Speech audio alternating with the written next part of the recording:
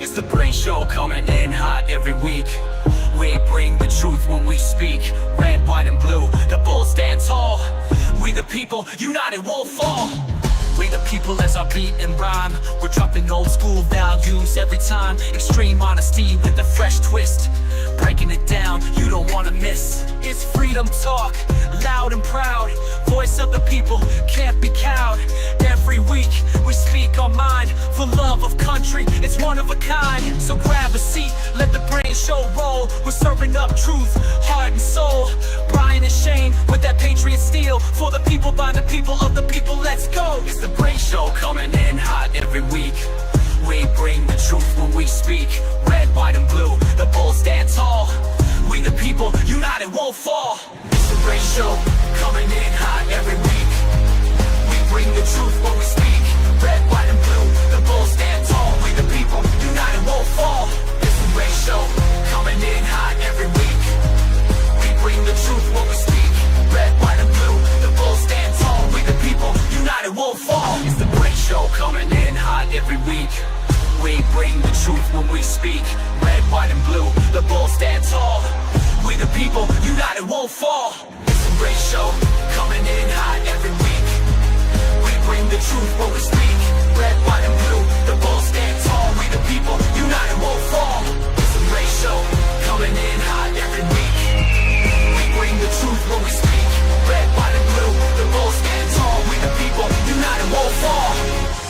This is for America!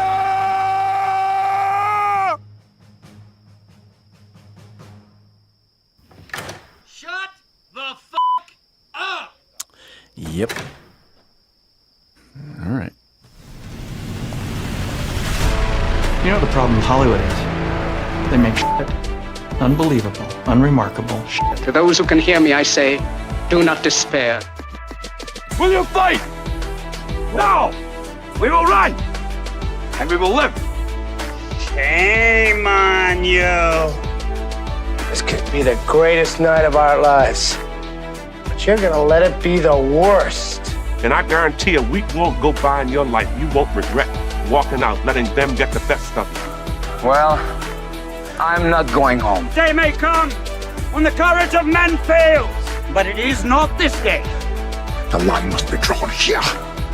This far, no farther. I'm not saying it's gonna be easy. You're gonna work harder than you ever worked before. I really do believe that together we can accomplish anything. Because we'll never stop learning and we'll never stop growing. Failure is not an option. That's how winning is done. Believe me when I say we can break this army here.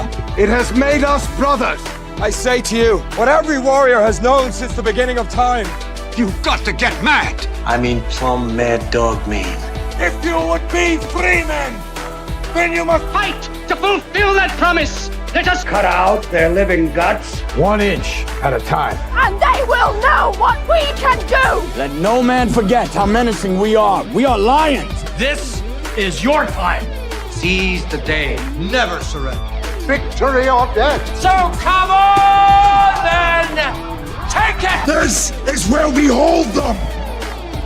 This is where we fight. All right, let's fly! My name is the Lord. When I Tell our enemies that they may take our lives, but they'll never take our Independence Day. You, the people, have the power to create machines, the power to create happiness. You, the people, have the power to make this life free and beautiful, to make this life a wonderful adventure. Then in the name of democracy, let us use that power. Let us all unite. Let us fight for a new world. We don't sleep to dream, we sleep to build stamina, energy to do our thing. Get your camera up. This show is about to begin, so sit down and buckle it in. Let's go! Hello, my name is Brian. That is John, and Shane's right in the middle. How are you guys doing today? You are watching the BRANE Show. We got a lot to talk about today, but before we talk about it, let me introduce my amazing nerd friends here, my bros in arms. Shane, how you doing today, brother? Doing great. I get to be here for a full show. I'm so excited. Whoa! We had soccer early this morning, so it's been a long day for me already. Yeah. How Rock about and you, roll, John? I'm ready. I heard you were traveling to Amsterdam. You went to the red light district, I heard. Yeah. So flight got cancelled yesterday, so I ended up in Amsterdam. All kinds of crazy stuff happened. I'm now on the run, so I'm doing this from I'm doing this show from a very secure location that hopefully they won't trace. Yeah. You ever see that movie Euro Trip? Yeah. Yeah. That's me. The second you got stuck in Amsterdam, all I could think of was Euro Trip. You went to one of those clubs where it's like Mushka Cider. Like, what's the safe word? I can't even pronounce the safe word. I was shivering in a corner, just saying, "Find a happy place." At one my mic point, needs to be fixed. I've been to Thank you, those Matt clubs. McGee. Shane knows what I'm talking about. I know. Scary. Yeah, Shane? Didn't you spend a lot of time in Italy? Spent a lot of time. Yeah, I spent 3 years in Italy. Spent a lot of time all over the place, and because I was in the Navy, I found every seedy place on the planet. So yes, I've been to them all. Do you know what? I was in Florence, Italy, and I saw more Americans in Florence than I did Italians. Wow. You know, loads of Americans in Florence. You know, so I was able to plug the show quite a bit. You know, I went into town, and the naked statues, I stuck BRANE Show stickers on the genitalia as well. Yeah. Good. Where you belong too. That's right on the exactly where they need to go. Yeah. I like it. All right. Well, we are talking about some insane stuff today. We got a lot of stuff because we missed a week. And a couple of the topics had to come from last week, even though they're not as timely because they're just too good. But let me tell you guys what we're talking about today. We are talking about the Sombrero shutdown. #Sombrerogate. The government shut down and all the Sombrero memes, and it's been fun seeing all that. It's also been fun watching the left absolutely lose their minds. How are we allowing him to do this? Great stuff. MrBeast has basically turned into the antagonist from the Saw movies, and he is his newest stunt is sticking a man in a burning house and seeing how long he can survive for $500,000. Funny, very funny. More importantly is the insane reaction from people that don't understand how safe MrBeast is. How entertainment works. Right. Also, Super Bowl coming up this February, right? We are, what is it, like 6 months away, Shane? How? Yeah, you know what? I think they're pushing it further and further. It might even be like the first week of March nowadays. So this next Super Bowl, if you guys know, so Shane watches Super Bowl because he likes watching like to be tortured football, you know, and he likes to sit there and watch his Dolphins not show up every year. Yeah, I like to watch other teams win. Right. But most of us watch Super Bowl for the ads and the Super Bowl halftime show. Well, this year, if you do not speak Spanish, you're in for a bad Super Bowl halftime show. We're going to talk about that and what ICE is doing about it. Not joking. The war on Venezuela is heating up, to borrow a phrase from an old school video game. It's heating up. Very interesting. They're blowing ships out of the water. A lot of people reacting poorly to that as well. Trump's med beds. He tweeted I'll show you guys a video about med beds. Pete Hegseth meeting with a bunch of high-ranking military generals and how that went. AI chatbots causing a significant rise in divorce because men are talking to chatbots because they're more open with their sexual emotions, and women are using chatbots to gaslight their husband with paragraph-long texts when they complain and fight. It's really funny. Also, Fast and Furious X2 or 11 or whatever, what is it called? Like the finale, like the franchise finale might not be happening, which is really funny considering everything they set up in Fast X.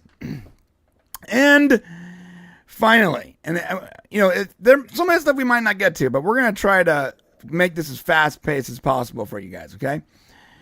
Finally, we need to talk about what they're doing to our beloved James Bond franchise. Ooh, yes. And I'm gonna go dark, everyone. John's like, you don't mess with the Bond. You don't do it. You don't do it. Take his gun away. Yeah. Listen, we're getting on to the first topic. Before we do, I did want to point out some a couple super chats here.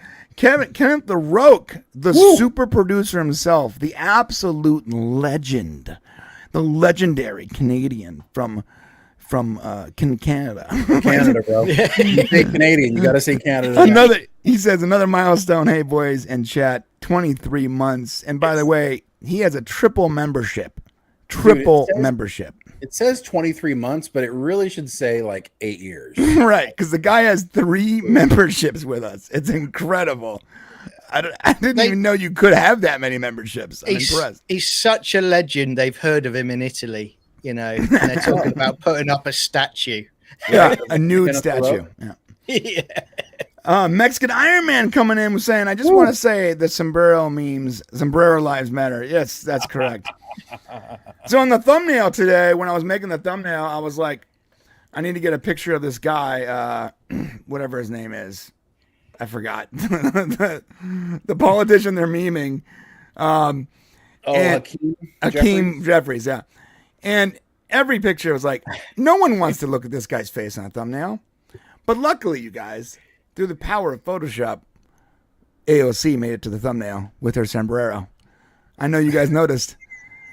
She made the thumbnail looking cute as ever. So we're going to talk about this, and let's get right into the first topic. Let's talk about Sombrero Gate, or the government shutdown. And AKA the government shutdown, yes. You want to introduce this, Shane, and then we'll look at some of the memes and go over the reactions? Yeah, if you guys are not aware, the U.S. government is in a partial shutdown right now. And basically, this happens pretty frequently where you get the threat of a shutdown, or we have a short shutdown.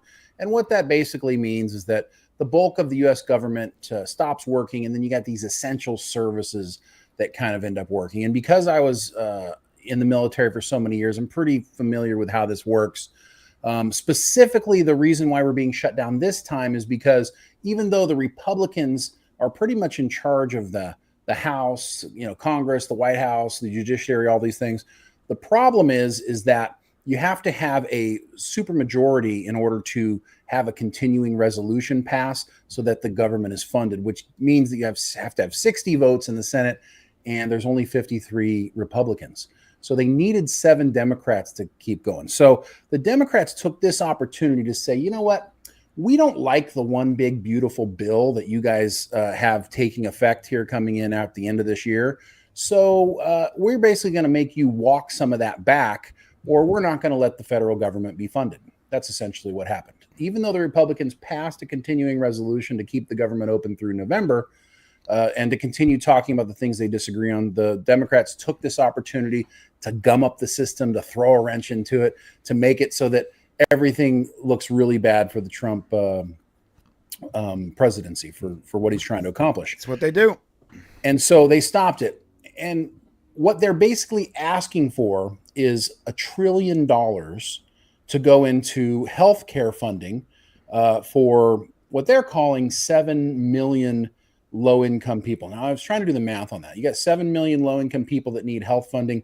So why are you trying to add $1 trillion to the budget? That seems a little bit excessive. Right. So the Democrats are saying the Republicans are shutting this down to give Trump the opportunity to cut things, right? Even though the Republicans passed the CR, they're blaming Republicans. And the Republicans are saying the Democrats are doing this because they're trying to get undocumented or illegal immigrants access to health care through Medicare. But Shane, they can't access Medicare. Right. They can't, but the states can. And so there's a couple of different reasons why. Okay. So can you please remove this argument from the equation? Because every single post I go on, he goes, this is stupid. Illegals can't access medical care. They're right, though. Well, they're right to the effect where they're not allowed to access Medicare, but through a system of reimbursements, loopholes, right? The states do allow, especially in California, if you're an illegal immigrant, go to the hospital, and it doesn't have to be a life-saving measure. They say life-saving, but if it doesn't matter what their problem is, if they go to the emergency room, they'll be taken care of. And what the state does is they actually use their Medicare funds to reimburse the hospitals. And a lot of the Medicare funding comes from the federal government, which, guys like Gavin Newsom will cry, "Oh, I don't have enough money. Federal government, bail me out." Right? So that's what ends up happening. Now, what's really interesting is the people who do have access to Medicare, and this is what they don't want to talk about because technically they're correct, but lawful permanent residents of the United States that are not citizens, they can get access to Medicare. Okay. And right now we have about 12.8 million green card holders in the United States, people who are lawfully here, who can get access to some funding. But we also have these temporary non-immigrants, refugees, asylees, and other categories. And what was happening during the Biden administration is all these illegals that were coming over, they were getting help to fill out certain forms that would give them legal access to medical, not insurance, but medical care, basically, and money from the federal government for it. And so this is what the Trump administration is trying to cut out through the big, beautiful bill, and what Democrats are trying to. And they're basically saying, we're trying to take care of low-income people. And you guys have probably seen the thing that when the Democrats were all running back in 2000, I think it was 2016, 2020, and they all said, who of you would help, who would, make sure undocumented people have health care? And they all raised their hands. Did you guys see that, that X post or whatever that went back and showed it? So the Democrats definitely want undocumented people to get health care. And that is not an argument, but that is why the government is shut down. And we'll have to see how that goes down. Yeah, it astounds me, by the way.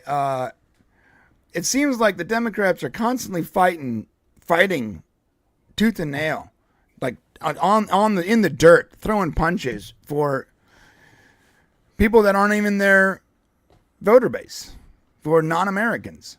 I don't understand why they keep doing it. Well, they're losing their voter base. So if you notice, they're constantly moving further to the left because you keep losing the center. And so what's happening is eventually, if these, immigrants that are coming in and kind of this far left community of people, they're trying to really garner that voter base. And that's really the only place they can go. They're kind of in a corner because their arguments aren't credible. Like, they don't have any legitimate arguments about, yes, open borders is good for our country. No, they're not. None of their arguments are really very good. So they basically have to deal with gumming up the Trump's presidency, right, and hoping that Gavin Newsom can come in and lie to you and become president in the next few years. So, okay, so let's go to John here. John, you don't live in the United States; you live in the UK. How do you feel about this immigration policy? You think it's a good one? How's it going? How's it going for you over there? Well, I couldn't do it with a straight face. Sorry. Yeah. I mean, you know me, mate. It's going brilliantly over here. Right. It is going so well. Yeah. We've open borders is awesome. Open borders is awesome. We've had, while I was away, you probably saw it. We had another Islamist that attacked a synagogue in Manchester in the UK, which was terrible. Now, they say that he's a British citizen from Syria, but he came here in 2006. But as it's come out in the last few days, it's now being reported he was on bail for attempted rape. Oh my God.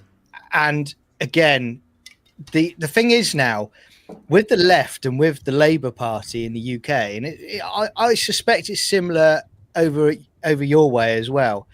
The arguments that the left have been putting forward about, open borders, it's just not flying anymore. It's just not working. The window has shifted now, so the general public are basically saying, no, we've had enough of this. We keep seeing it time and time again. And there's been polls out in the last couple of weeks in the UK where the UK population overwhelmingly say remigration, get these immigrants out of the country, because they're not, this isn't a racist thing, but some of them are Islamist terrorists. Some of them don't contribute at all to society, and it's a drain on everybody that's paying their taxes, who keep seeing their taxes increase rapidly. So when I hear things like this about the Democrats in the US, it sounds like a carbon copy of the Labour Party in the UK, because that's the kind of stuff they're pulling. It's quite extraordinary. Yeah, and here's the deal. Someone in the chat says there's a difference between illegal immigrants and immigrants. Yes. If you immigrate here correctly and you're part of the system and you're working a job, paying taxes, guess what? You're part of the chain. You're part of the system, the consuming and earning and contributing, and you're part of the system. And that system is not only for white people or whatever. It's for Americans. Problem is, people that come in here all Americans. People that come in here illegally are not part of the system. They're not part of the tax system. They're not part of they're not paying any state tax or federal tax. They're not consuming properly. They're sending money back that they earn illegally back to the people in their country. They're disrupting the chain. They're disrupting the ecosystem, man.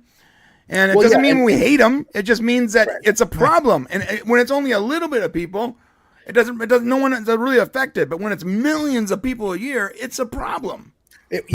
Honestly, it was only a slight problem until Biden became president, and we had this influx of so many people, and it's really weighing down the system. Listen, if I was in their shoes, I'd be doing the exact same thing. Sure, I'd be leaving poverty to come to a place where I may not be as impoverished. I almost did it, dude. When I heard they were getting like 10 grand in housing, I almost went to Mexico and came in as Juan Carlos. Right. I'm gonna do it. I'm gonna cross the border. You know, he's gonna see me being tasered by ICE. He's gonna be coming in on a raft in Florida. Yeah. What do you want to do? I want to be a YouTuber. They'll be like, sign me up. Who are you voting for? So there's a lot of things here that we need to take into consideration, and there's a lot of people saying, well, you need to have a heart. You need to. I mean, up to a certain point, being empathetic and having a heart and giving people a path to citizenship is important, but we close the border, we let people come in legally, and unfortunately now we're in this situation where we have two sides that are dug in deep, right? And I'll admit, we're going to watch this Sombrero stuff. We're going to talk about, and it's funny, right? But let me be clear here: Trump is not a uniter; he is a divider. Okay, he's like, listen, I'm going to win, and fuck the rest of you. Okay, that's the way he is. And if you're on his side, then you're going to feel good about it. Now, what happens when a guy with that attitude has all of the right moves? So he's doing all of the right things, but he's an asshole. That's kind of what we're dealing with. He's not, God, do I wish he was Ronald Reagan and still making all of these choices for us? I mean, when we talk about what he's doing with the drug companies making deals, I mean, there's things I don't like he's doing, but he's doing a lot of really great things that most presidents never do. So when you take those two things and you try to balance them out, it's going to make it very interesting to watch his next 3 years and who ends up becoming, if JD Vance, which it looks to me like JD Vance is going to be the next guy up, because if you notice, Trump has him speaking in a lot of larger venues. His face is being seen more, and he's starting to counter the Gavin Newsom push. Right. So it's going to be very interesting to see how this goes. But real quick, Shane, real quick. You say he's a divider. That's fine. I don't disagree with you. But let me ask you a question. How was it going for us for 20 years before with attempting to unite with people that hate us? I wouldn't say that's the case. You say 20 years before? So the political system was broken. And when Trump came in, he was a guy who was going to clean up the political system. The political system was broken, but Americans were not divided against each other. It started during Obama. We started getting a little divided towards the end of Obama. So maybe 20 years is too long, but they've actively been divided. They despised us. They despise our values. They despise, our thirst for freedom, our hunger for freedom of speech. They despise our belief systems. They despise anything that's not them. And when I say that, I'm talking about the hard left. And the hard left has taken over the Democratic Party over the last 10 years. But here's the thing. Partially that's to fight against Trump. So we could have had status quo bullshit politics. I'll be honest with you, I've been doing this a long time, guys. So I've been involved in politics a long time. And when Trump took over, it was a breath of fresh air. Okay. But what we had was vanilla politics in the United States. Basically, everybody just kind of going along to get along, people being kind to each other, and then all the deals took place under the table. Nobody was really rude to each other. Everybody kind of did their thing. It was milquetoast, right? Right. But the government was going nowhere. America was just slowly dying. Yeah, just through attrition, right? Yeah, he gave an infusion. He started speaking in truths. He started saying things that nobody wanted to say and people were afraid to say. But what that did is, even though that unleashed the ability for free speech advocates and everybody to say what they wanted to say. The people on the left that have been keeping their mouths shut all this time, now they're going to start speaking their mind and saying the things that it did not occur before 2016. Okay, in small pockets of the LGBTQ community and some of these hard Antifa and the Occupy Wall Street people, yes, it did occur, but not on the general consensus. And now that we have, basically two halves of our government, we need a politician that A, is going to fix America, but B, will bring us back together as a unifier. And unfortunately, Trump said, "Look, you can't do shit. You got to break it before you can fix it." Yeah, so it's already broken. No, but you need to break it before you can fix it. It's already broken. You got to be careful. You break it too far, and you break it. Well, you gotta bust the Republican Party out of their absolute cowardly rut they've been in for almost 20 years. It's done, bro. It's done. Could I just John Billy in the chat, just to push back on him? Good to see you tonight. Yes, thank you. I mean, what you said in the comment about the British dug their own grave through Brexit. Brits want to leave to Spain. No, the British population didn't dig their own graves. For decades, they voted for secure borders. Every general election that came up, they voted for secure borders, and they also voted for a control over migration into the country and immigration. And every single time, the government from Tony Blair's Labour government onwards betrayed the population of the UK who voted for them and didn't enact that. Brexit was also part of that process where the British population said, do you know what? We've had enough. We do want to leave the EU and take back our borders because we've had such an influx. It's having a critical drain on our infrastructure. That's what's happened. So it wasn't a case of Brexit caused this. This happened from the 90s onwards. Your leadership. Exactly. And the same thing happens in California. Do you know how many bills we pass out here that the California government goes, no, unconstitutional, even though you all voted for it, we're not going to allow that to pass because it goes against what they want. So it's, the government has a responsibility to go with what the people want. And, right now we're just a very divided country. Yeah. And just to be clear, John Billy, you can disagree with us, bro, but don't be a dick. Okay. That's the first warning. Don't be an asshole or we lose you, bro. You can disagree, but don't be an asshole. All right. Well, let's talk about something. Let's talk about the response, because I do think, and I agree with something Shane said. I disagree with something Shane said. I'm definitely more on the I don't give an F train anymore. I'm really, really over all the BS. I don't think it's a fixable thing. I don't think the current version of politics are fixable.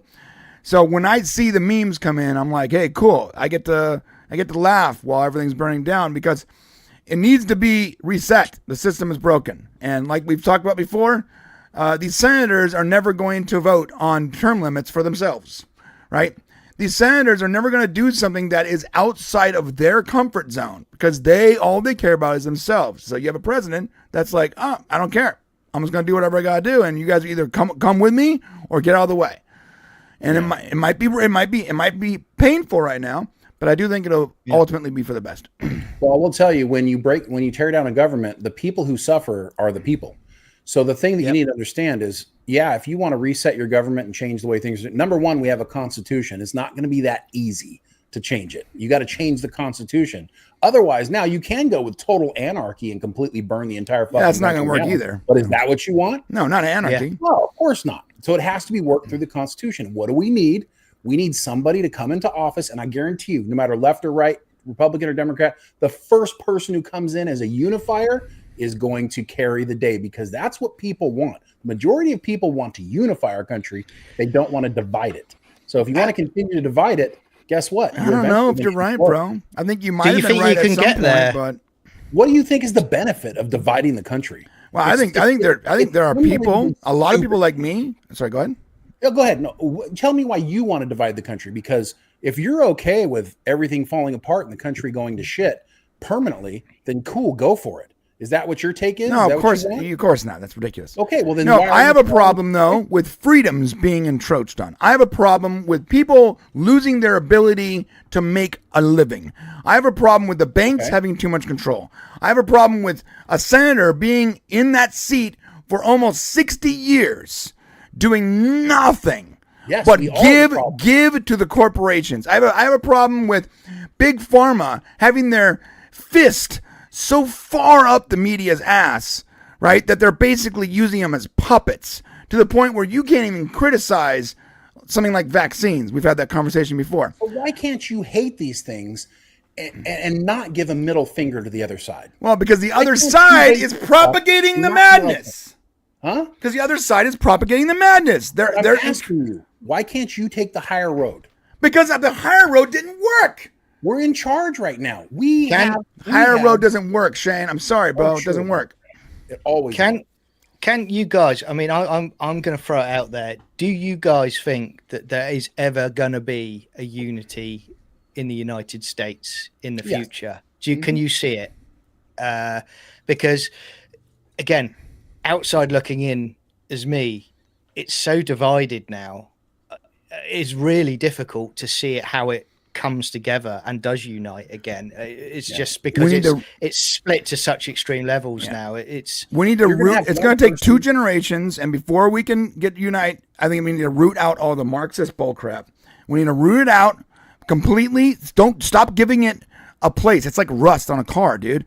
Once you give it a little bit of spot, it just takes over the entire thing until we're back to being garbage. But see, the unifier will do that. See, that's what I'm telling you. The unifier is going to come in. So everybody who's from 3 o'clock to 9 o'clock on the clock. Think of a clock as the thing. I got it. That's right. 6 is the right. 6 to midnight is the left. When someone comes and takes like from 2 o'clock all the way to 10 o'clock and grabs all those people and says, listen, let's push these outrageous people who want communism on the left and people who want Nazism on the right, and let's push them back into their little corners, their little voices. Yes, you're still American. You can still feel what you want. They're quarantine servers, right? Yeah. The person who does that's going to unify the country again. But right now, you're right. That 2 and 10 is pushing down to like 4 and 7. Yeah, that's the problem. Like the numbers are not even on the clock anymore for especially on the left. Like, oh yeah, there are crazy people on the right that are like Nazi, KKK, but that is such a tiny percentage compared to the growing amount on the hard left that aren't even on the clock anymore. It's wild, and Democrats won't call that shit out. And to be fair, Republicans don't call that shit out either. No, politicians don't call that shit out. Well, the reason why is the reason why they're having this shutdown right now is Chuck Schumer. He's not a radical leftist. Like Chuck Schumer is the Democrat in charge of he's the minority leader in the Senate right now. Right. The reason he's doing it is because AOC is going to primary his ass. So they're both from the same district, and AOC is like going to be like, I want to be a senator. Fuck off, Chuck. And what's going to happen is he's going to lose, and he can feel it. So if he doesn't pander to that base more, he's not going to be in office anymore. He's going to be gone, and AOC is going to be in charge. So that's why he's doing what he's doing. Can't wait for my girl AOC. Once again, they're putting politics above and personal desire above what's good for the country. So Chuck Schumer's not a radical. It's ridiculous. But yet he's taking on these things. So you're right. The left is grabbing more real estate. But, we need somebody to come in with common sense. And, this Sombrero shit is hilarious. Really but funny. I promise you one thing.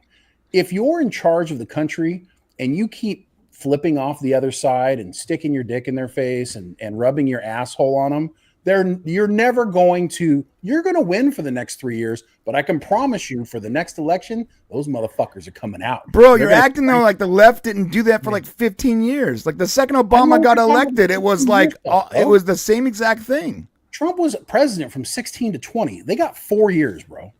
4 years, 20 to 24. That's it. And they did rub it in our face. You're right. No. I said since Obama.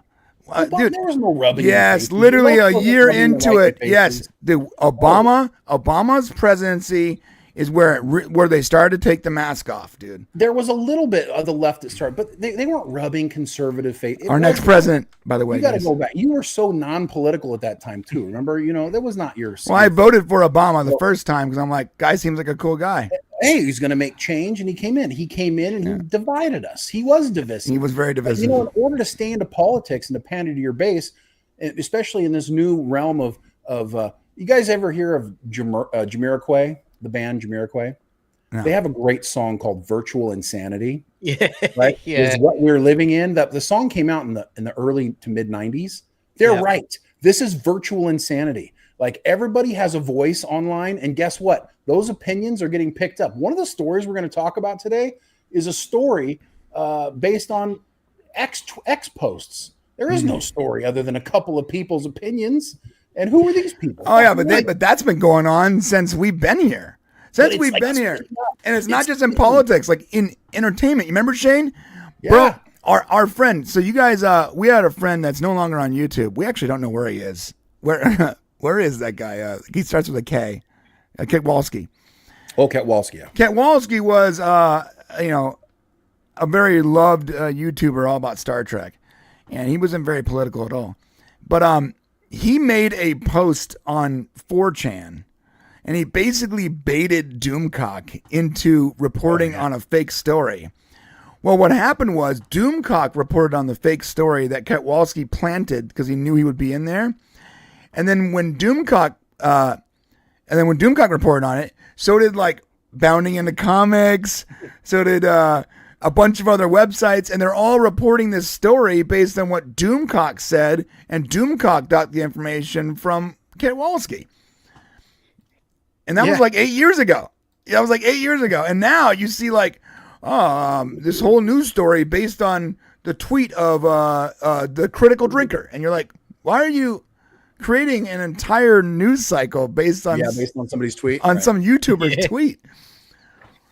Can I say as well, though, guys, what are your thoughts on this? Because this is my lens from the UK. You also have the problem where I think the caliber of politician that's elected has dropped. The quality has dropped remarkably in the last 2 decades. You know, there's not much that's said that's overly intelligent these days. It's all, I mean, again, we've got a PM that basically does a TikTok every morning at 8:30 that is just a quick sound piece about promises made, promises kept. And there's no substance to it whatsoever, but that's what it's all about now. So that kind of goes to what you were saying, Shane, about, X. They're more interested in making sure they're on the media scene, pushing these little clips. This is what we're doing, about as sound opposed bites. to grafting it and doing what people want you to do. Yeah, it's not about doing their job. It's about getting a little viral moment so that will help their next election. That's what it comes down to. This all comes down to term limits in the Congress. We've talked about it before. They're not going to be out there fishing for sound bites and viral moments if they can't be reelected in 2 years. They might actually do their job, so maybe their job is done and maybe they can get to a different office. I don't know. But the problem with no term limits is every single day is spent trying to work for your next election versus do your actual job. Yeah. Well said. Anthony Mark had a question here, and thank you for asking this about politician that could unite us. There's not a person I could name right now that could unite us because I don't see anybody out there who's doing it. Because I disagree. I know one. I don't see anybody who's doing it to unite us. But what I can tell you is, like, for example, if Trump, and I know he's not going to be this, he's not the guy he is. He's more balls than he is brains. And that's just the way he is. And he wins, and that's how it goes. But if he were to be magnanimous, which I know is not going to happen, but if he were, and he'd continue with the policies that he's doing and yet not be divisive, not tweet out shit, not call people names, not call people losers, do all these things, then a lot more people that are in the center left would be okay with what he's doing at the very least. Now, if JD Vance, and this is my belief, if JD Vance stops what he's doing right now, because what I notice is JD Vance is changing since he became vice president, and the longer he's under Trump, he's starting to pick up more of his the way he does business. He's going to start self-tanning pretty soon. I'm worried that he's going to turn into some sort of a conservative troll. And it's a shame because I'm hoping that he's going to be our unifier for the next election. Guys, I got the unifier. Can I tell you? Tell us. This right here is the unifier. AOC is our great hope as president of the great United States. And someone said in the chat, who was it? I I believe it was Matthew McGee. Anyway, someone wants a poster of this. I'm gonna put this image. I'm gonna put that on a poster for you guys on our brain store, just for you guys. That's a mixed tease coming right up. That one. Coming up on the brain store on mixed tease. Look, I'm only half joking here because we're getting out of time. I do believe that AOC would make an awesome politician in place of Chuck Schumer, only because Chuck Schumer doesn't do his job right now, so it couldn't get any worse. Well, she doesn't either, and I think that's the problem. So she's setting up her future. She's got this, I'm going to be a politician for the next 40, 50 years and make a lot of money. I'm going to be powerful and be famous. You're right. Term limits is the only thing that'll work, and unfortunately, nobody wants to do term limits because no one wants to cut off their own penis or vagina, whatever you want to say. No one wants to cut themselves short. Right. You know? All right. So let's look at some memes, my friends, because they were hilarious, by the way. Yeah, I'm gonna point out this is where it started. Okay. So Trump reposted this or posted this onto X. And it started here, and then it sort of just went out of control. I'm going to show you guys a few of the funniest ones, and then I'm going to read you guys a quick article about how the White House legitimately says the sombreros will continue amid a government shutdown. They'll stop memeing them if they come to the table reasonably. So here we go. This is the first of the memes. This is the one that started it all. Look, guys, there's no way to sugarcoat it. Nobody likes Democrats anymore. We have no voters left because of all of our woke trans bullshit. Well, it's like not even the voice is AI, but I think the hat is like After Effects or something. Oh, what I'm saying though is this whole thing never actually occurred. He never said that. Yeah, this obviously didn't happen, right? Even black people want to vote for us anymore. Even Latinos hate us. So we need new voters. And if we give all these illegal aliens free health care, we might be able to get them on our side so they can vote for us. They can't even speak English. I love Jeffrey just sitting there. They won't realize we're just a bunch of woke pieces of shit, at least for a while until. All right, that's the one that started it. And then it continued, okay? This is a few days later. So this is what's really funny. So Jeffries is going on his tour of his crying, whining tour where he's like, I can't believe it's so racist. He's making fun of me. And he said that that was racist, and they're like, I didn't know that he was Latin American. Right. So he goes on CNN, right, to complain about his racist AI video, right? Oh, Jesus. And what does Trump do? Someone on his team, obviously, it wasn't Trump. It's not Trump. Someone on his team took the clip from CNN and went further with it. Here we go.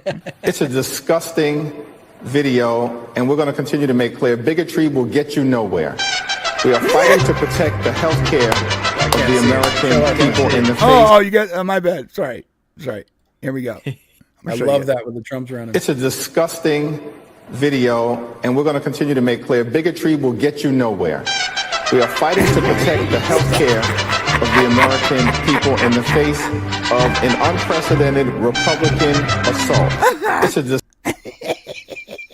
It's hilarious, bro. The problem with it, though, is that while it's hilarious, it is going to just create more voters for the other side. So all he's doing is hurting Vance in 2028. That's it. How about this, though? How about this one here? He has hats on his desk that say Trump 2028. Mm-hmm. Everyone's talking about this Trump 2028 thing, and I'm like, they're talking about the sombrero thing. And I'm like, hey, why aren't you guys looking at the Trump 2028 hat? Isn't that a little more concerning than the sombrero thing? Well, they're already passing that they think he's going to try to run again in 2028. And trust me, I don't think he's probably going to try to figure out a way to possibly try to get elected in 2028. But ultimately, I think if he can't make it work, and legally you can, you change the rules. You can do it. He can't change them. It's going to require, the Senate to do it, Congress to do it, and also the judiciary. But if he does change the rules, it could happen. Presidents have had 3 terms more than 2 terms. We're going to be at war with the aliens that come in next July from that comet or asteroid or whatever. Oh, 3-Eye Atlas. Yep. And then when we're at war with them, he's going to be able to, become world emperor King Trump. Well, and that's hilarious, but if Trump can't make it work, then he will walk off into the sunset. He's not going to fascistly take over the country with the military. It's crazy. He's not going to refuse to leave the White House. He's already said he's going to leave. So crazy to say that. Well, we got this. He this one of him throwing a hat, and I guess it lands on Jeffrey's head. Oh wait, show us that one. Oh, you can't see it. My bad. This one.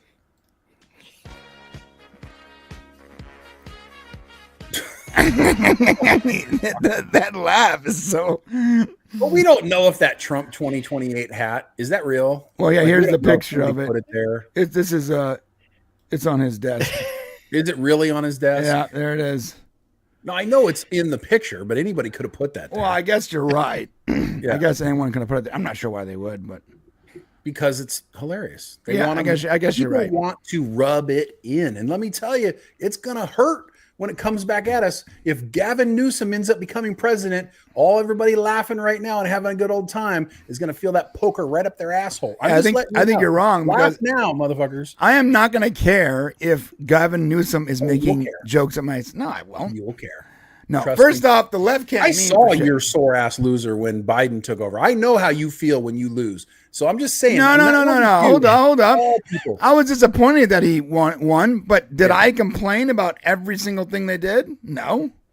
Only when it affected me. Well, they didn't do anything, bro. So I mean, it's not like you had anything to complain about. But you were disappointed, right? I was disappointed in how I was disappointed in how concealed the election process was during the COVID pandemic. But what I'm telling you is Donald Trump has set the stage. So the next Democrat that gets elected is going to come in and try to change everything. Bring it on, Biden boys. wasn't that kind of guy, right? He wasn't the kind of guy who was going to write executive his orders auto pen and was doing change that. things. But he set a precedent now, and let me tell you what, that slimy, greasy guy, Gavin Newsom, he will do it. He will come in and he will have no problem reversing everything that Trump has done and trying to take it even a step further. This escalation is almost like gang violence. It's dangerous. All I'm saying is somebody needs to come in and cool it a bit. You know what I'm saying? Yeah, we'll see. Yeah. All right. But it's fun for now. Check this out, guys. This is the last video I'm going to show you, then we'll move on to the next topic. Hola, mi fellow Americanos y bienvenidos al cierre de Schumer. That means welcome to the Schumer shutdown. We call Trump it the tweeted Schumer this. siesta, right? It's the Schumer siesta. He put the government on siesta, crying Chuck. And He's doing the Trump impression. Hakimo Hefe Jeffries, we used to call him Dollar Store Obama, till we realized he's worth far less than $1. But they put the government on siesta to give illegal aliens your health care. We're not going to let it happen. I looked at both of them. I said, we're not going to let it happen. It's no bueno. No bueno. No bueno. They begged me. They said, but senor, por favor, please give illegal aliens the health care. I said, we're not going to do it. We're never going to do it. It's not going to happen. This guy's a perfect impression of Trump. It's sort of crazy. Like his inflections are perfect. All right. Blimey. Let's talk about the next topic. Enough with sombreros. Let us know what you guys think. If you're watching this on archive, hit the comment section. Let us know what you guys think about the Schumer siesta. All right, we need to talk about MrBeast. And we're gonna keep this one a little brief. I can't believe we burned almost an hour here talking about something. Oh my goodness. It was worth it. It's the number one topic going on right now. Yeah, okay. Absolutely worth it. All right. So, as we spoke about before, MrBeast is basically the antagonist from the Saw movies. He has a guy in a burning house, and for $500,000, he has to survive for a certain amount of time. And of course, people are very upset about this. This is crazy. It's crazy. And first off, they don't know how entertainment works. When they went and lost their mind over how horrible MrBeast is, MrBeast refused to apologize after tying man up inside burning house. I love this. I love this. This headline is so good. Like, just think about this. Zero context. Ready? Tell me you didn't watch the video. MrBeast refuses to apologize after tying man up inside burning house. Right? It's like the start of a Netflix documentary, isn't it? Right. And the picture is like him all looking evil, bro. Well, this is what it says. As any sixth grader can tell you, Jimmy, MrBeast Donaldson. It's not just sixth graders, bro. It's sixth graders, 10th graders, 30-year-olds. He's a very popular guy. MrBeast Donaldson isn't exactly a subtle guy. In just a few short years, he's gone from an unknown streamer to YouTube's first ever billionaire, leveraging the promise of life-changing wealth to entice people into becoming test subjects for his Machiavellian productions. What? Did you watch him? The video titled, "Would You Risk Dying for $500,000? It's, look. So people realize it's all bullshit, right? Yeah. Well, I mean, they realize it's none of it's real. None of MrBeast's videos are actually real, guys. Yeah, MrBeast does also say like they had like so many controls on place. There was no way the guy actually gets hurt. It was impossible. Like it was like they had all of his videos were that way. Remotes. They had people literally like there were people surrounding the place. And so many safeguards in place, it was impossible for the guy. Even if the guy wanted to get hurt, it was not possible. Yeah, I mean that's what showmanship is. I mean, listen, when you go to the circus, the lions and tigers are not going to fucking attack you, but they're going to make you think they're going to. Right? You know what I mean? Yeah. Well, I love this article. It's like, would you risk burning alive for $500,000? Donaldson. He says Donaldson like anyone knows this guy's real last name. No. MrBeast screams to the man the second the video opens. The contestant replies, "Yes, let's do it," before the YouTuber shuts the door behind him, saying, "You're braver than me." It sounds like when you read it, the transcript, it sounds so bad. Watching it, he says the words. He's like, he does make it, and that's the idea, though. He's a showman, right? That's his goal. They make it sound like it's actually a real life The Running Man movie that he's doing and he's playing out right now. Right. I mean, the guy's an actual movie stuntman. Yeah. He's an actual stuntman. This stuff is practiced by people ahead of time. I mean, this is the way it is with all of his stuff, bro. I mean, it's like, have you guys ever seen the Beast Wars show on Amazon? He did like a whole contest where he gave away like $1 million. Oh yeah, MrBeast Wars on Prime. Yeah, I love that. Dude, that is the best game show I have ever seen. Really good game show. Yeah. I mean, the people actually had to compete. And some of it's real, but what's real is the action that occurs in these things. Like these people are really doing these things, but everything around it is just a fantasy, a facade. Yeah. That guy's never going to get burnt no matter what happens here. Right. Now here's this is what I love about it's not like the guy sort of woken up in his living room and then suddenly like it's all on fire and there's just like a sack of $500,000 there and he's going, what the hell's going on here? Yeah, the way they painted it's like MrBeast kidnapped a guy from soccer practice, drugged him, left him in the house, and then started a fire right before I woke up. He sounds like a Saw villain. It really does. Yeah. Well, I fell asleep during Supernatural. Now my living room's on fire. What's going on? And you hear MrBeast from outside. Could you survive that for $500,000? You're like, who the hell is that? Yeah. I've got ghosts now. Right. So it's funny because something I love about Twitter since Elon took over is the community notes system is so good. And here's the context provided that a lot of people voted on. Luckily, we get to also vote on. We get to contribute to these things on our other account, which is cool. He said, additional context. After the video, MrBeast clarified that the person in the video clip was a professional stuntman and the fires were controlled by a kill switch and the smoke was extracted by a ventilation system. Guess what that means, guys? The guy was never in danger. Never in danger. Not for a moment was he actually in danger. It is entertainment. That's it. Yeah. All right.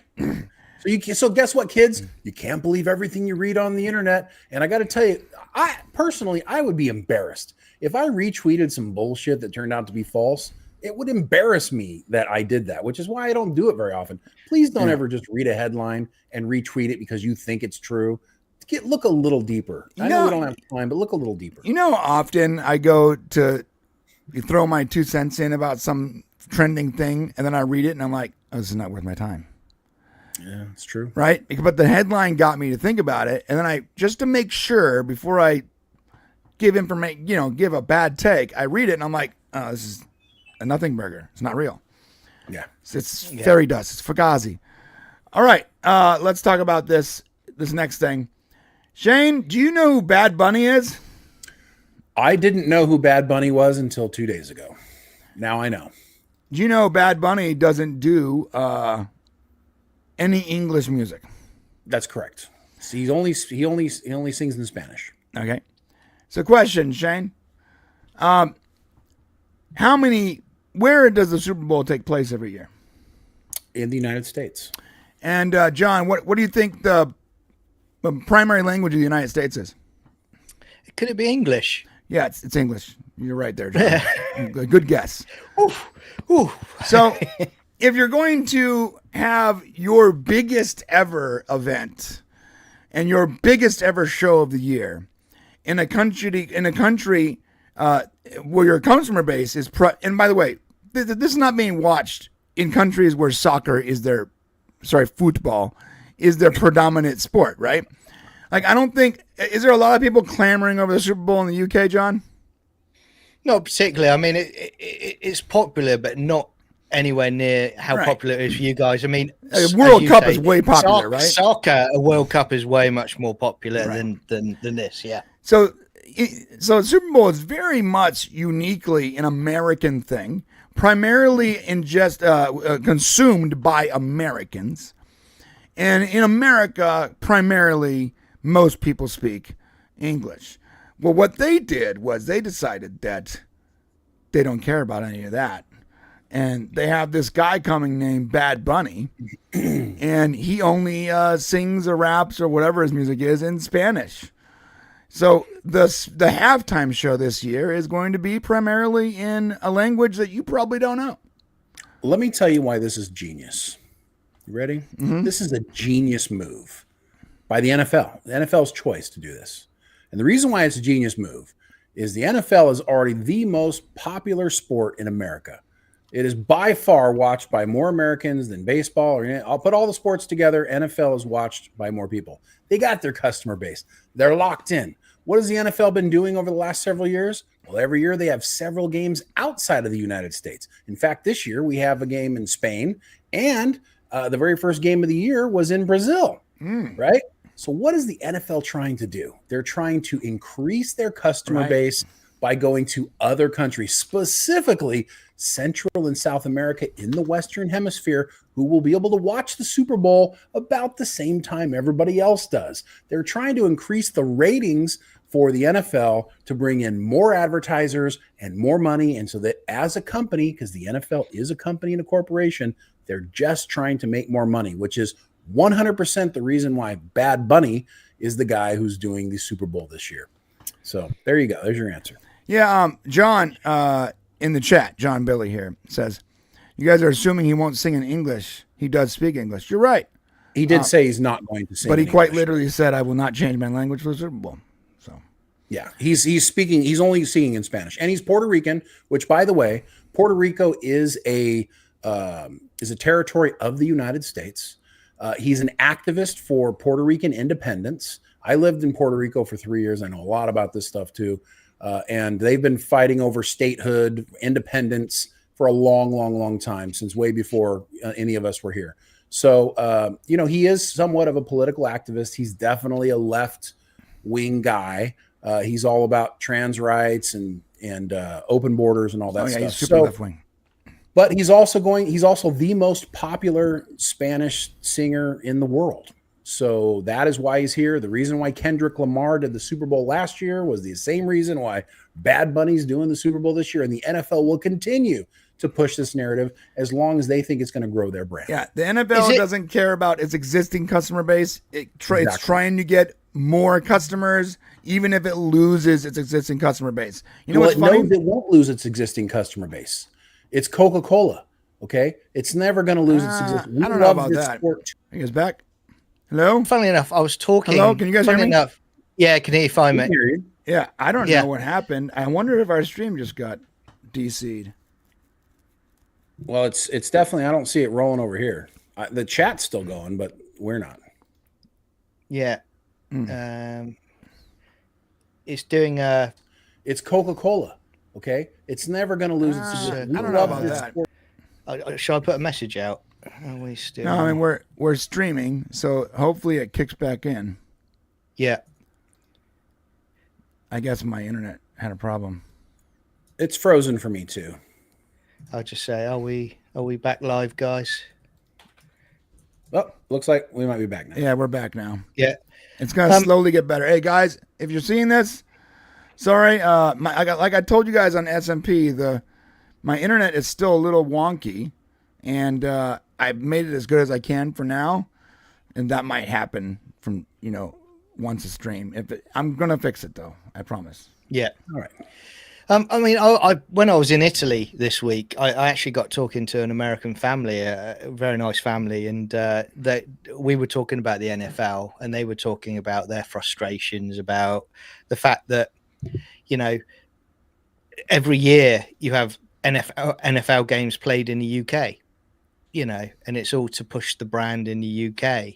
And we're seeing it with, as you call it, soccer, football here in the UK. I'm a Manchester United fan, to my shame, for the last decade. But they're currently arranging for a mid-season friendly to be played in Saudi Arabia. And it gets to the point where you think to yourself, it's got to affect performance of the players, where you're dragged halfway around the world because you're being pushed to do it for a brand, a brand marketing campaign. Whereas all you want to do is see your team perform. And I think they can try all these other countries, but I don't know. I think the NFL it's tapped out now.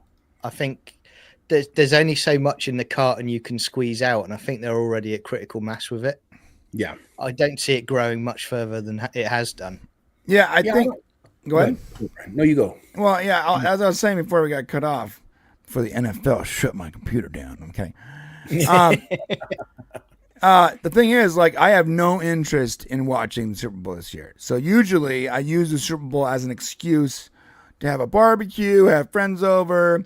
The football's on in the background. We look at it occasionally, but then we wait for the big movie announcements, or we wait for the halftime show. And I have no interest in that now because I can't understand the halftime shows. And look, I don't know if Bad Bunny's music is good or bad. It's not possible for me to know that. I can't understand it. Uh-oh. Yeah. Did we drop again? Well, you know what? Just so you know, Central and South America. Can you guys hear me? Yeah, we can hear you. Yeah, I can hear you. It's dropping a little bit, but you're still here. It's fine. Central and South America have 600 million people living there in just those two regions. America has about 340 million people. So they can more than double. I mean, think about the number of people that they can get to watch the Super Bowl by having the #1 Spanish singer in the world do the halftime show. But I mean, frankly speaking, we know the value of those viewers. Are they as valuable as a United States viewer? Yes. Really? Because when we get ads from Venezuela, it'll take 1,000 of them for every 100 of the United States viewers. No, you're 100% right. But the problem is when they put out the number of people who watch the Super Bowl, Coca-Cola, all these brands that are doing the NFL, they're global brands. So they also want to reach these regions. This is a partnership. Listen, I don't like it. I'm not going to look at, do I want Metallica to do the halftime show? Has Metallica ever been asked to do the halftime show? Yeah. No. Okay. I would love that. That'd be cool. Actually, as a business and as I believe in the ability, they can do what they want. Now they got to suffer the backlash. There's a lot of people are going to be pissed that they're going to watch a halftime show that they don't like the music. And guess what? I mean, look, I'm 52 years old. I hate all the music that kids are putting out. I don't like the music that's out today, including Bugs Bunny, Bad Bunny, whatever. Bugs Bunny? Yeah, I don't like that guy either. What's up, Doc? Not because it's because I don't like the music. You know what I'm saying? I need Bad Bunny to come out with a carrot in his mouth. Carrot microphone. Now, if he sung beautifully in Spanish and I liked it, great. I just the problem is I get they're global brands. I don't think they're as valuable. And no offense to anyone, I'm not saying they're not valuable people. I'm talking about for ad rates. They're just this is the way it is on YouTube. If you show your demographics to a sponsor, and we know, and your demographic is primarily in India or South America, guess what? You can have 10 million people watching, and they're not going to give you any money. Right. But most of those people are selling to people in the United States. This is Coca-Cola. This is Pepsi. This is Domino's Pizza. But isn't soccer like their sport? Yeah, I was over to football. I was going to say, so the trouble the NFL has. Yes, you may get a small amount that watch the Super Bowl, but they won't watch the rest of the NFL season. But you've got, if you're talking about international tournaments, you've got the World Cup, which already has big brands sponsoring it. It's massive. And then you have the Copa America as well, which is effectively, their tournament for South America. So you have those two, which already do very well and have big sponsorship anyway. So, I'll give them credit for having the balls to sort of push it and go, well, we want to push the NFL, but I don't know. I just don't think South Americans are going to be overly interested in NFL. So here's the question: because they're obsessed with soccer. Yeah, with what John just said, Shane. I'm going to ask you a question. I hate saying that. I really do. Soccer. I think we might have lost Brian again. Can you hear me? Yeah. Okay. Yeah. So Shane, with what John just said, are we still live? Everyone see us? Can you guys hear me? We're good. He's back. I'm still going. Okay. So if you can look at what John just said, Shane, I'm gonna ask you a question. I actually just lost my train of thought here. Oh my God, I just lost my train of thought because I was worried about the stream. Okay, we lost you, so it's all good. Yeah. Are we back now? So about Copa America. Yeah, you're back, mate. Okay. So talking about Copa America and World Cup. Yeah, we were talking about. You were asking based on what John just said. Yeah, based on what John just said. Do you think that the NFL might be making the same mistake franchises like Star Trek and Star Wars are making by abandoning their previous fan base to search for other fan bases? Yeah, it's definitely a calculated risk because they are going to make some people mad. I don't know. I mean, a lot less Americans are going to watch the halftime show now this year. And not because Bugs Bunny is bad. It's because he is kind of unknown to most Americans, even though somebody's trying to put the argument that he's the most #1 played person on iTunes. Well, yeah, iTunes is fucking everywhere. So guess what? There's 600 million Latin Americans. Of course, he's the most played, Spanish-speaking guy or whatever. So, but there's a lot of English-speaking Americans who've never heard him who probably aren't going to want to have shit to do with it, and they're going to go take a break during the halftime show. I've literally never heard of him. It will be because they watch the football game. So that's where they've got it. It's really, listen, you may not like that he's doing the halftime show. I don't like that he's doing the halftime show, but it's genius. They still get all the American views. They walk away during the halftime show to go do something else, but the rest of the world watches. So it's kind of genius, even though if it's not great for Americans. So let's talk about the reaction to this. And this is really funny because, by the way, I don't know what Bad Bunny looks like, but when I read this headline right here, can you guys see the headline? Yeah. Okay. When I read the headline, I looked at Bad Bunny's face. I thought it was really funny. ICE confirms agents will be at Super Bowl after Bad Bunny's halftime reveal. And then Bad Bunny's reaction to that news, like, what the? I don't know if that's true or not, but if that is true, that is the most idiotic thing I have ever heard. Do you guys know what it costs to go to the Super Bowl? Do you think undocumented immigrants are going to the Super Bowl? That's ridiculous. So I hope that's not true. And I hope ICE didn't say that because that is stupid. So nobody's at the Super Bowl that's undocumented. It costs thousands of dollars for a ticket. It's stupid. So you got to look at, when you look at these articles, you got to look at places like, who's it coming from, right? Alex Ocho, Complex. I want you guys to know Complex is very frequently, and this is why I don't use Complex as a source. I didn't get this. It was Shane sent it to me.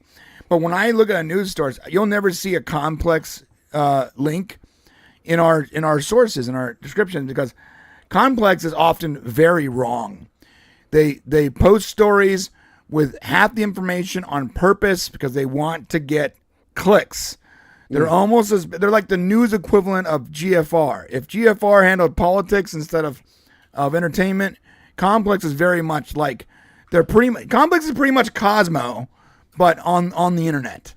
And so it's very hard to look at something that they posted and go, oh, this is real, because they often are wrong. Dude, it is all over the internet. So listen, I'm just saying, even Fox News put it out. Kristi Noem torches NFL as weak, vows ICE will show up at Super Bowl. I got to tell you, for all of you guys who think that just because we like the policies that Trump is putting in place, do not overly think that we believe everything he does is really smart. Nor the people that work for him are very smart all the time. Because I got to tell you, if this is true, this is so stupid. Yeah. If you guys are watching us, you know that I very much dislike Pam Bondi. I despise her almost. Yeah. I have. Kristi Noem's not showing intelligence here either. I've disliked Pam Bondi since the moment she was up for that job. And Kristi Noem, I've never really been a big fan of Kristi Noem either. But I do think she's sort of cute, so it clouds my judgment. I was gonna say, you paused. I was gonna say hot. Right, yeah. Right. It clouds my judgment a little bit because she's cute. So yeah, we're gonna have to get this internet fixed, man. People are not enjoying this. People are leaving. It's bad. Is it still? It's so bad.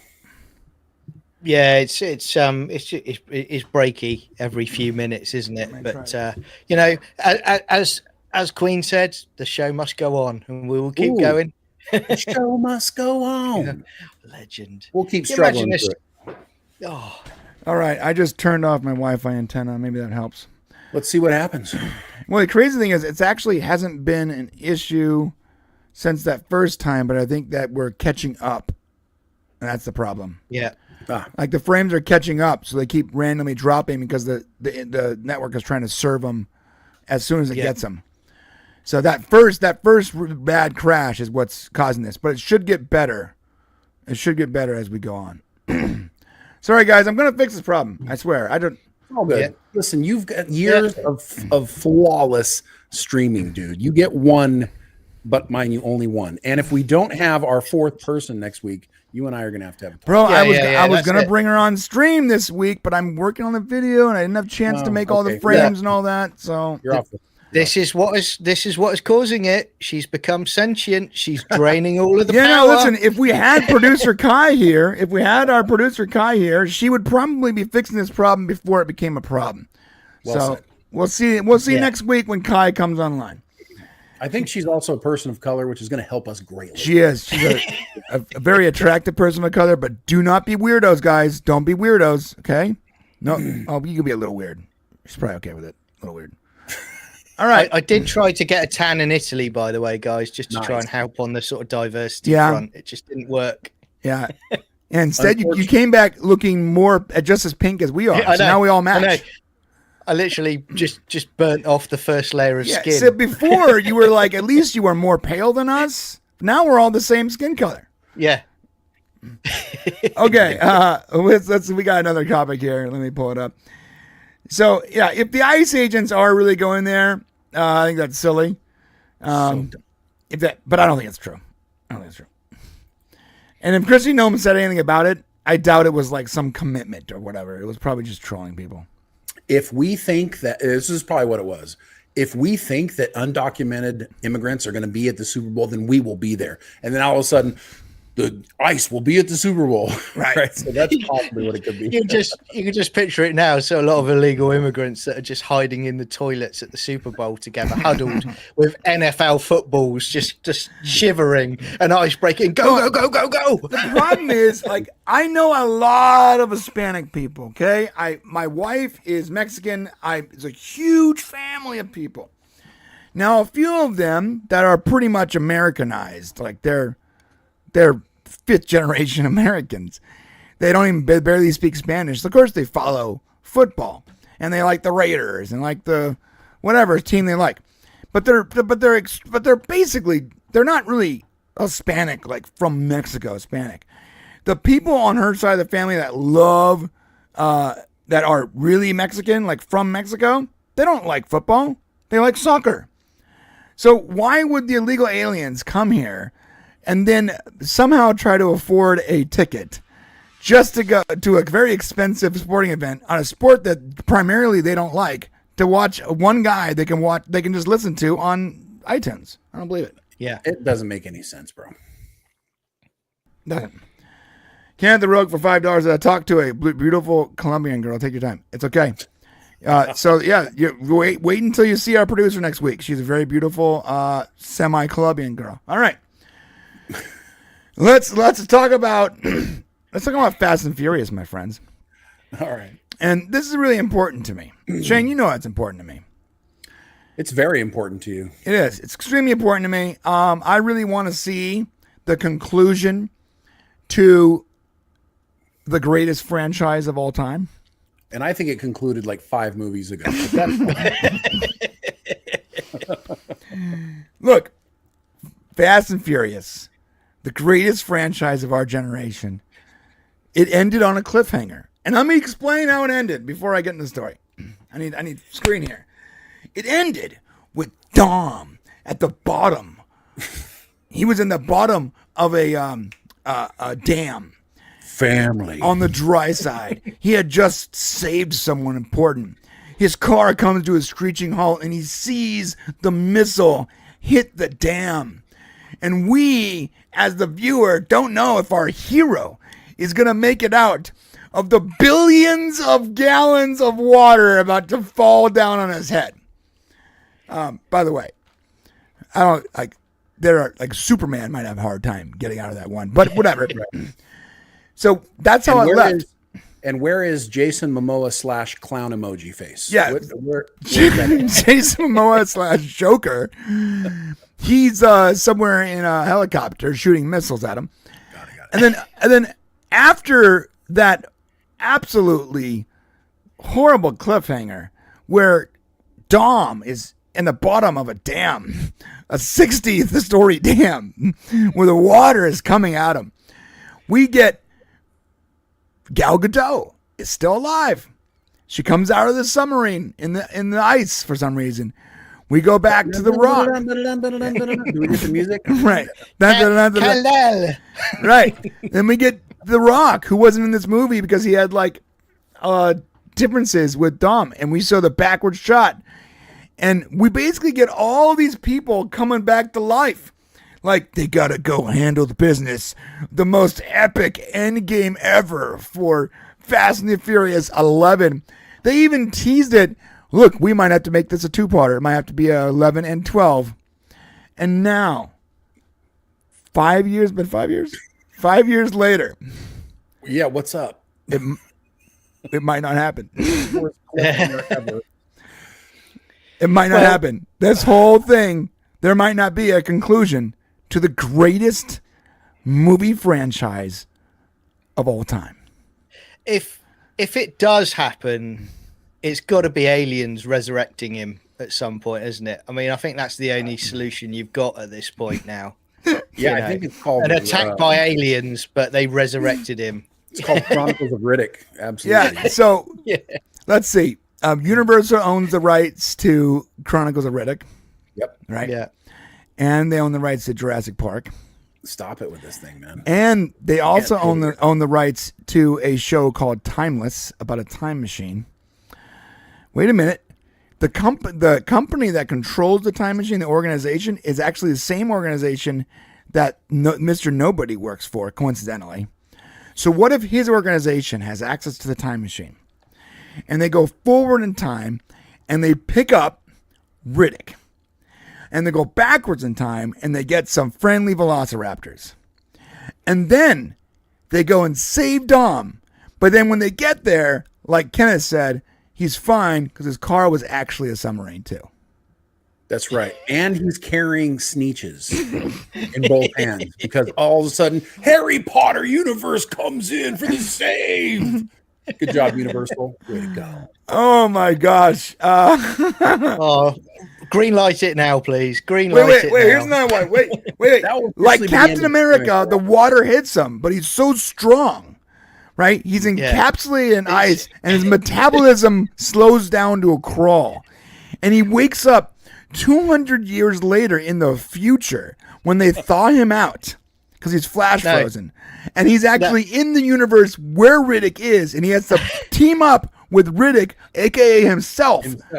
To take down the evil empire, who happens to also be Jason Momoa's character. Ooh. Right, because he used all the tech and money to preserve his head in a giant transform. Oh, they own Transformers too. Fuck yes! Yeah. All right, let's bring Transformers into this, bro. let's get this going. Come on. I think Klingons show up. I'm just. Yeah. Oh wait, the Universal hasn't bought Star Trek. Yeah, that's right. Yet. Yeah, it'll be Discovery that turn up. All right, so this is the story. Long-running film series are sputtering at the box office. Universal wants to cut the budgets of its most important franchise by $140 million. Yeah, so bro, that's the budget of most movies. It initially was planned to be a $500 million movie. Oh my God. $500 million. I mean, these days, that's for a big action blockbuster. That's about right. I mean, how much was Superman? It was like 285, right? Was it really? I thought it was more than that. No. So I don't know if they're including marketing in here or not, but yeah, I mean, I got to tell you, if they're nervous about it, they should be, because we all know, they know, we know, the world knows, everybody knows, not that many people are going to show up to watch that damn movie. I mean, Brian will bring all of his friends. Oh, yeah. They'll all show up, and it's great. And we're going to go together. But this is a loser. They all know it's a loser. Everybody's like, shit. So that's why they're trying to cut the budget. But also, Variety, I believe, said that there's sources that say there isn't even a script. There isn't even a script for this movie, which is wild. It's wild, but because what's the most popular AI out there? Is like ChatGPT or Minstrel or something? I really want it to be the one owned by Google. You're suggesting to me that there's a lot of work that goes into script for the Fast movies. Grok. Probably write it on Grok right now. Yeah, that's what I'm gonna do. Where I'm gonna write the premise for the script right now on Grok. I'm just gonna do it. It'd take 5 seconds. Right. Yeah. And it'd be just as good as anything they could possibly write, because this stuff is so bad. Okay. Just write explosion, jump, clip, go into space, explosion, fast, the glistening of jewelry. Yeah. I love that AI is going to put us all out of a job. Yep. Okay. Go ahead. I think you need to simplify it, because I think what will happen is Dom will stop the water with his chest, and he'll show his brute force just holding the water back with his chest. Yeah, it's like he'll be like the House of L. Yeah, all of a sudden he'll have like a symbol, like be a big S on his chest. He'll do like Man of Steel. He'll be down there like rippling, and then he'll just push up. That's the way I can promise you that. Yeah, he's actually physically also carrying his car behind him. Like he has his hand on the the fender, and he's pulling it up. He's saving his car from certain despair. And he's fixing his car. He's got the bonnet open at the same time as well. All right, here we go, guys. All right, let's see it. Grok has written a potential. I guess this is more like a synopsis for. Yeah, it's a synopsis. Okay. Here we go. Fast and Furious 11. Furious 11, so that marks them on this. Following the explosive events of Fast X, where Dominic Toretto, Vin Diesel, and his family face the wrath of Dante Reyes, the vengeful son of drug lord Herman Reyes. The fact that I only gave it like a very simple command to write me a mock synopsis for a potential Fast and Furious 11 movie, and it has all the information. I guarantee this is how they're doing it. All right. Okay. In Fast X, Dante orchestrated a devastating plan, framing Dom for the terrorist attack in Rome, manipulating Cypher, and orchestrating the betrayal of Ames, the new agency leader.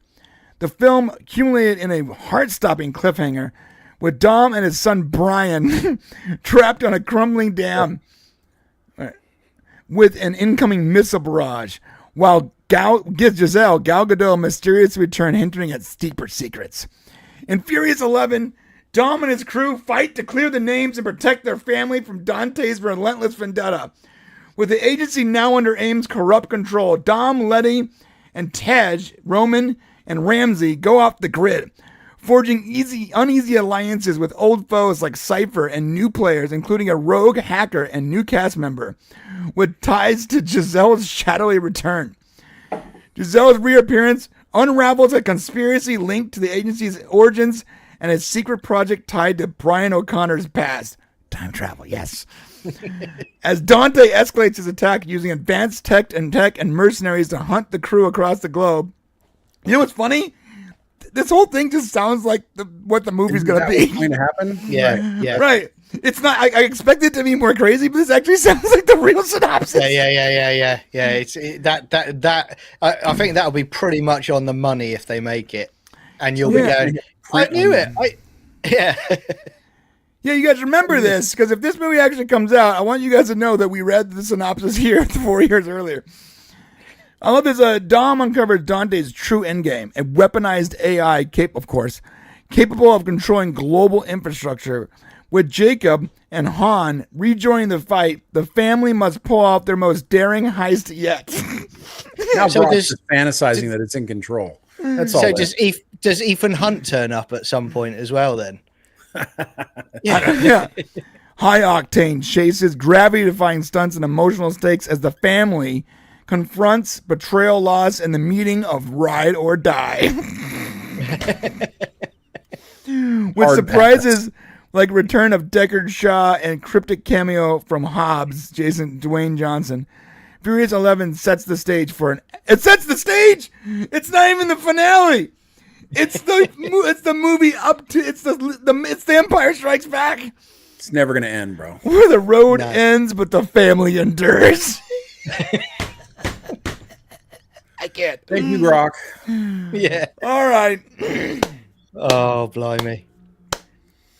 It's coming. It's going to happen. It will happen, everybody. Don't worry. I think we just read the actual synopsis. Yeah. This is the script. This is what they're doing. We should all be signing NDAs right at this very moment, just to make sure that bro, that sounds like exactly what the movie's going to be. That's and you know what's funny? The script didn't even call it the finale. It said the lead up to the finale. Even they know it's never going to end. Yeah. Well said. Let's move on from this, shall we? All right. I don't want to. I want to stay here forever. No, this is awful. It's terrible to talk about. All right, let's talk about AI. Talk about movies theaters having problems, but yeah. Let's talk about. Oh, actually, but first we need to talk about Trump's med beds, because this one's great. So yeah, what is this story about? It's like conspiracy theory, something or other. Oh, right, my friends. Trump posted and then deleted a deep fake video promoting medbed conspiracy theory. And I think it's pretty awesome, actually. So this is from MSNBC. And what's good on them is that they explain what's happening and they just show the actual video. So they didn't, hold back. They actually go, this is what happened, this is what it is, here's the video. To their credit. Okay, here we go. Well, but he deleted it, so they were gleefully ready to show the video. Yeah, perhaps. Yeah, perhaps you're right. To be fair. All right. I mean, anytime a news agency actually acts like a news agency, I want to applaud them. This is what a news agency should do. Like a news agency when it benefits them, then bullshit. That's true. That's true. You're right. Do it when he does something good. Where's the reports on all the pharmacy drugs, all the deals he's making with right now currently with, I can't remember the name of the company, but Pfizer. He just made a deal with Pfizer going to bring down drug prices. Is anybody talking about that? Nope. All right, here we go. Over the weekend, President Trump posted an AI-generated video of a Fox News broadcast where an AI version of Trump promotes something called med beds. Breaking now. President Donald J. Trump has announced a historic new healthcare system, the launch of America's first medbed hospitals and a national medbed card for every citizen. Every American will soon receive their own medbed card. With it, you'll have guaranteed access to our new hospitals led by the top doctors in the nation, equipped with the most advanced technology in the world. These facilities are safe, modern, and designed to restore every citizen to full health and strength. This is the beginning of a new era in American healthcare. In this first phase, only a limited number of MedBed cards will be released. Registration details will be announced very soon. This is so cool. If you're asking yourself what a medbed is, as I was when I first saw this story, medbeds are part of a far-right conspiracy theory that claims liberal. All right, we can stop there. What she's about to say is it's not even a far right. It's like a 4chan QNN, conspiracy. Well, they think QAnon is far right. He's not. That's not exactly true, though, is it? I don't know. I'm not sure. But I mean, I guess they believe that's more like saying like that's like saying like these are weird as on 4chan. Like they're not right wing or left wing. They're like their own thing. Like they're and maybe sometimes their views align with the right wing or the left wing, but they're their own thing for sure. Their own dimension. But what the conspiracy has been around for a while. Basically, they're saying that all the rich people have sarcophagi, like from Stargate. They have these med beds that are basically the sarcophagus from Stargate, where you get into it and basically it heals you of any ailments you have, slightly reverses aging. I mean, look at J-Lo. I mean, she looks like she's 22 still. How is that the case? I get it. The conspiracy theory is that this technology and these medical breakthroughs have been held back from the general public. And the wild thing is, it's probably not totally wrong. Please don't say that. Look, hold up. I'm not saying there's med beds. I'm saying, is there some treatments and drugs that are only available at the highest end of the... Of course. If you it costs. It's expensive. But that's money, not secrecy. I mean, no, but there might be some secret stuff too. Think about this. Modafinil wasn't allowed to be used and wasn't used back when it was called Provigil. It's a drug. Was only prescribed to jet fighters and high-ranking military officials and very wealthy people that had government ties. And now it's a drug with a generic name that you can get if you have any kind of any kind of narcolepsy. But for years, that drug, before it can have a generic name, when it was tied to an expensive name, when it was trademarked, was only available for the highest bidder. Well, that's because that they weren't going to pay for just anybody to get it because it was expensive. I mean, that's the problem. So it's not that it's secret. It's how can we make the most money off of it? Who can afford to pay for it? That's why. Right. I mean, so many people can't get, these GLP-1s because they're too expensive. So unless you're in another country.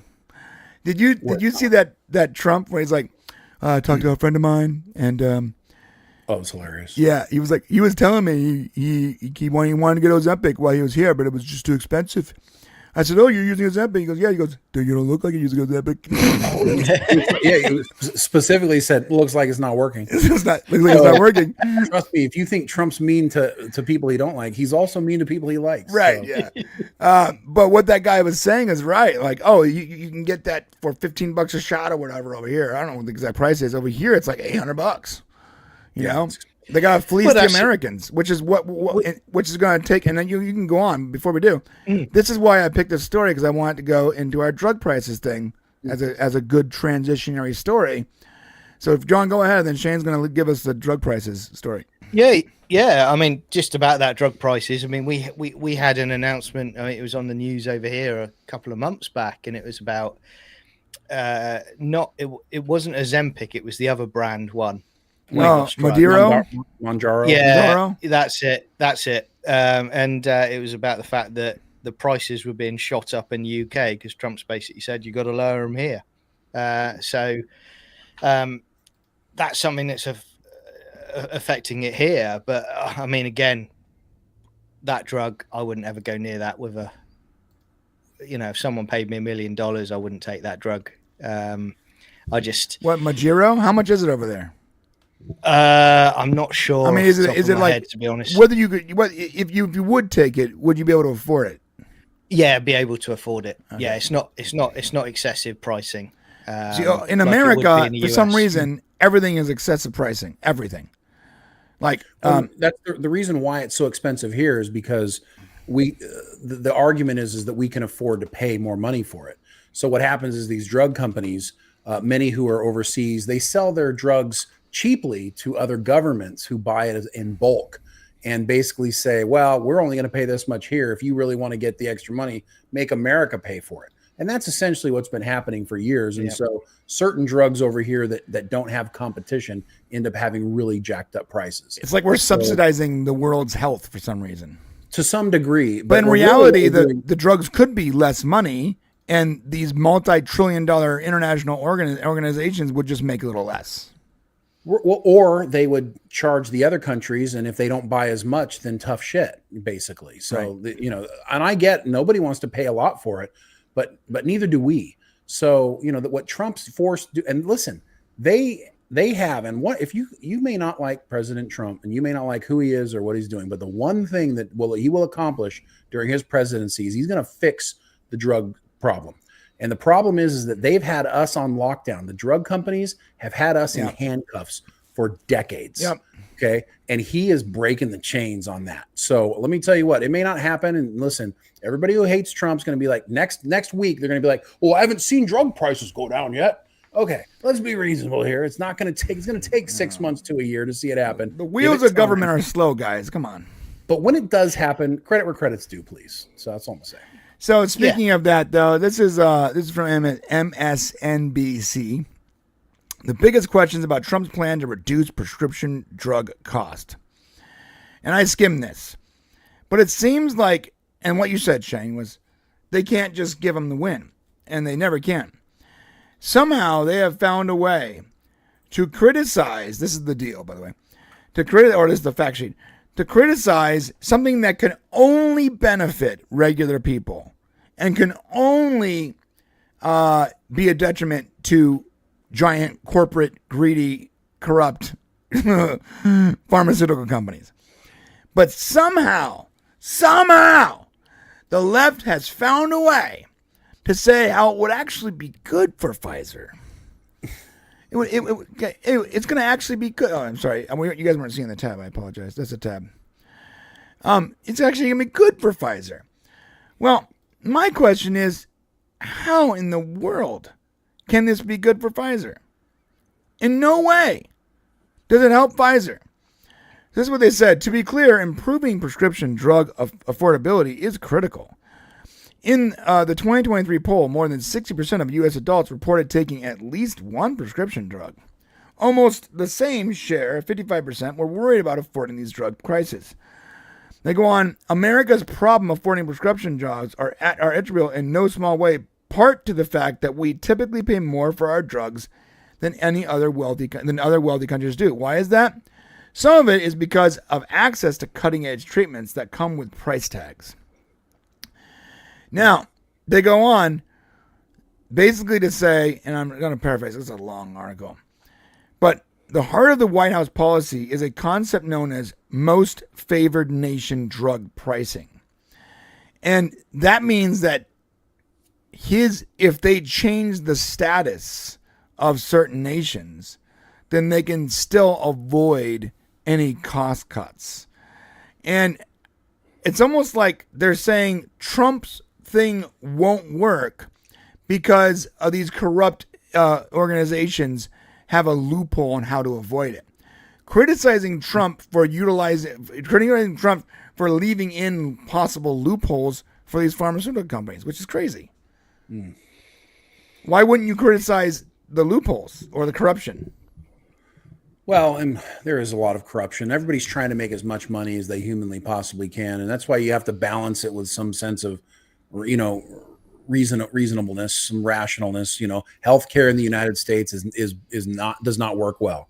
Okay, and it needs to be fixed. And it needs to be fixed with drug pricing. It needs to be fixed with how much people are paying. Obamacare didn't fix it. Honestly, it made things worse.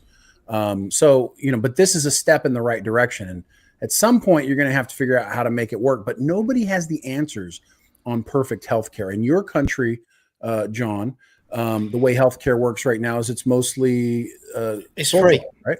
Yeah. So the National Health Service is free. So but it's on its knees at the moment. It's, you know, I think I've said to you guys before, if you go into accident and emergency, you know, if you hurt your ankle or your arm, you're probably going to get seen 14 hours later, and you're just sitting there in reception. That's how bad it is now. And again, because that's a problem, right? And so people are having serious conversations. So it's now free about but unusable. That's right. Yeah. When I lived in Italy, sometimes it could take 6 months to get a doctor's appointment, and they have socialized medicine. Part of the problem with socialized medicine is that a lot of people don't want to be doctors. It takes so much schooling, so much money, so much to go into it to become a doctor. You want the benefit to make more money for it. But you know, the only people making money are insurance companies. Those are the middlemen's making all the money. Yeah. So that's the problem. Yeah, you had a really good point, Shane. Can I just follow up here? Yeah. In socialized healthcare, and this is the problem with socialized healthcare, you don't have enough people that want to do the job because it's no longer a merit-based system where you get paid more based on your experience, your time, your commitment, et cetera, et cetera. But then also, the government is not good at doing anything. Whether it's the UK government or our government or Venezuela, which we're going to talk about next, they're not good at doing anything. Everything they do is like, have you ever heard the term good enough for government work? That means like just good enough to get the sign off, right? Oh, the inspector came. How is that addition looking in your plumbing? It's good enough, which means it's good enough. It's not good. It's not great even. It's just good enough to get signed off, good enough to keep the program running. That's everything. Shane, you worked in the government for a long time. I worked in the government for a very short period of time. I'm telling you right now, it's not an efficient organization. It's never been, and I don't think it ever will be. If you've ever been to the DMV, if you've been to the DMV once in your life, then you know exactly what I'm talking about. It is not a system that I think, hey, you know what? I think that we should put our health in the hands of DMV agents. I don't think that's a good job. It's not a good idea to let the government be in charge of whether you live or die or even just feel better. I agree. I mean, again, in the UK, and I'm sure it's the same over here, another massive problem you've got is the politicians that are taking massive kickbacks from pharmaceutical companies. So there's a massive conflict of interest there. So it's never going to get fixed because a lot of them are on the payroll anyway. So, you know, until you also resolve that issue, I don't think you're ever going to get to the point where you fix the problem, because they've sold their soul to the devil before they've even had the debate. John, what's the tax rate in the UK? How much do you guys pay in taxes? Generally. Depends which one, but I mean, VAT is an example. That's 20%. That's like sales tax stuff coming in. But like, do you guys have a federal income tax like that you pay? So it varies, but I think, you know, off the top of my head, it's probably about 40%. Okay. And Italy, I know they paid up 60 to 70% of their wage. I remember over there to the federal income. So, you know, that's one of the things you have to balance. Do you want free medical care, but you only get 30% of your or 40% of your paycheck? I just learned how much money John makes by what his tax rate is. You said 40%. Hey, you're not making a bad wage, bro. Good for you. Yeah. I live in a ditch though, mate. So I've got no overheads or anything like that. You know, it's funny. Like John doesn't make bad money, but he still lives very poorly. The man makes good money, lives poorly. Yeah, I still look and walk like a tramp as well. You know, it's all an illusion, everybody. Yeah. So the highest rate in the UK is 47%. Okay. Which is pretty high. It's pretty high. Well, I mean, you know, ours, I think our highest rate is 35% right now, or 33. Trump trying to bring that down. Well, it's interesting. The more money you make here, the less percentage you'll pay. But over there, the more money you make, the more percentage you pay. Yeah. Same here. I mean, it's supposed to be the same here. But You it's have not to the pay same. a higher percentage if you're in a certain income bracket. Right. So the wealthiest, the wealthiest people should pay the most. Sorry, Shane. I was just going to say, it goes back to what I was saying right at the beginning of the show about illegal migration. I've got no problem with people coming into the country if they're paying taxes and it's helping to build the infrastructure. But what we're having now, we've got so many people on benefits and a lot of illegal migrants on benefits as well. They're not paying into the tax system. So what happens? They're still using the National Health Service. So that is being overloaded by people who aren't paying the taxes. And then you've got a critical issue whereby you haven't got enough money to go around to service it. So every year, you know, each government that comes in, they say, we're going to, you know, fix the NHS. We're going to pay billions, and they pay billions and billions, but it doesn't get fixed because you've got a lot of people that aren't paying into the pot. And that's not just with the NHS. It's like, we've still got sewer systems that are like from the Victorian era, you know, and the thing is, when they talk about building new houses and you have more people coming into the country, they're all building onto that sewer system from the Victorian era. Jeez. So they're not developing new stuff or new sewer systems. That's right. You guys are using like critical mass. Yeah.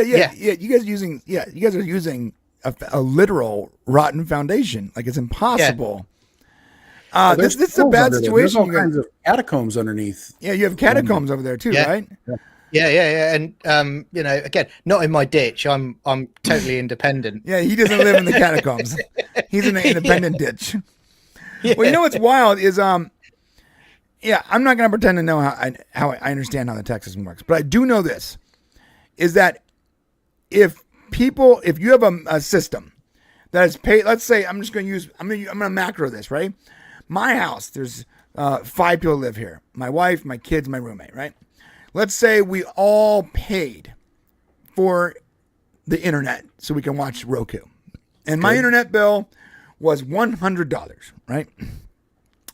And so we each paid $20 to get internet, right? Sounds good. Now, what happens, though, if my roommate brings in her boyfriend, who's also enjoying the internet, and he logs his devices on? And my kids bring their friends over, and they log their devices on. And my neighbor steals my internet connection. And my wife brings over some guy she's cheating on me with, and he takes the internet connection. Whoa. And all of a sudden, some people crawl in over my fence, and they just get into my house, and they get my Wi-Fi password, and they're using it. What happens now? There's 5 people essentially paying for 50 people to use the same service. Bro, those people deserve internet access. You don't understand. They have to have their internet, and it doesn't matter what it takes for everybody else because they have to have. Now, what happens, though, when I'm doing a stream and I'm the one who's not only paying for my portion, but for my kids and my wife's portion, too? And I can no longer stream to YouTube because, god dang it, there's 30 people using the Wi-Fi connection. You want to know why the connection's so stable? I turned the antenna off. So no one in the house gets Wi-Fi but this room. Wait, that's what Trump did. He closed the border. You understand now what we're talking about? Someone in the chat was like, how can you guys even know what you're talking about? I know. This is how I know. Because the system is really easy to explain. I'm paying for the majority of the internet. I need to be able to do a show once a week without interruption, but I can't because there are 13 people out there streaming on 50 devices. Yeah. And they're not paying for it. That is socialized Wi-Fi. Well said. Thank you, Mr. Government. Because Brian's the government. So. Right. And I was just going to say, guys, as Auntie Mark said, he goes, he had a friend that lived in the UK who struggled to get a doctor. You know, this is 2006. I'll give you an example. For 7 months in the UK, I've asked for an appointment to see my doctor, my GP. And every single time I've asked to speak to them, the doctor has said, the reception has said, your doctor's not taking appointments at this time. Every single time I've contacted them, and they've given me what is called a locum doctor, which is someone that just covers for other doctors. But I go into an appointment with this locum doctor and she's going, okay, I'll just check with your doctor about this. The doctor's in the other room and she's typing a message to the doctor who comes back with what needs to be done.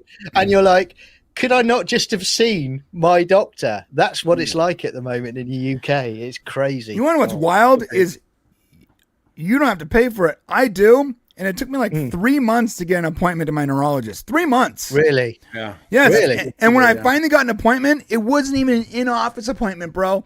It was something called Telelink, where they call you on like Skype or Zoom. And they're like, hey, how you doing today, bro? I'm like, what? What is this? Yeah, you have an appointment today at 1. Are you ready for your appointment? Like, what? Someone called me an hour before to let me know my appointment was over video call. Let me tell you something, bro. Just because we're paying for it doesn't mean it's much better. But you know what? I think that if we go to the hospital with a broken bone, it's going to be a different situation. We're not going to be sitting there waiting to see a doctor because there's 30 people in front of us that have owies on their tummies. Well, you got to remember, it's costing between $150,000 and $200,000 to get the degree to be able to become a doctor. Yeah, true. So you got to have money to make money, right? So it's hard even to get loans for that much money to go through medical school. It's less people are becoming doctors now. But real quick, Kenneth LaRoque for $5 super chat. Thank you so much, Ken. When it's free, people will see a doctor for anything. This is one reason lines are so long. That is 100% true. When people listen, when I got to pay for it, I'm like, oh, I don't know if I want to go with that copay. I'll go ahead. I'll take some medicine, but you're right. If it's free, why not? Everybody will go. So good point. Man. Yeah. Okay. So I don't want to, we have one more story. And I wanted to somehow transition this story into a way that made sense. I want you guys to know the price for fentanyl in the United States is between $50 and $200, depending on what dealer you know, per gram. I'm sorry, per bag, I guess. What does your dealer tell you? If you want to buy 5 grams, right, to sell per gram, you can probably get it for about $1,400 a gram. I honestly, guys, don't know how he knows this stuff, but okay. This is a Netflix documentary in itself, guys, isn't it? Let me finish my segue here. So fentanyl costs about the same as something called modafinil cost without insurance. And it costs the same as Ozempic without insurance. Fentanyl costs the same, almost the same as, it's a little more, but as Maduro without insurance. So here's the question. Who's the real drug dealers? Because we might be buffered by insurance, but the guys coming over from these boats and getting blown up because they have fentanyl, they're charging about the same as what Big Pharma's charging for the same stuff. Okay. My question is this. I know we're willing to spend the money on an opiate from Pfizer because we know it's safe, right? I get that. But these guys are charging a little less for the same thing. I'm not saying it's right. I'm saying that there's an equivalency here. Yeah, Big Pharma, they're almost as bad as drug dealers. The only difference between Big Pharma and the Venezuela boat rush, pirates bringing fentanyl over, is the quality control. That's it. The only difference.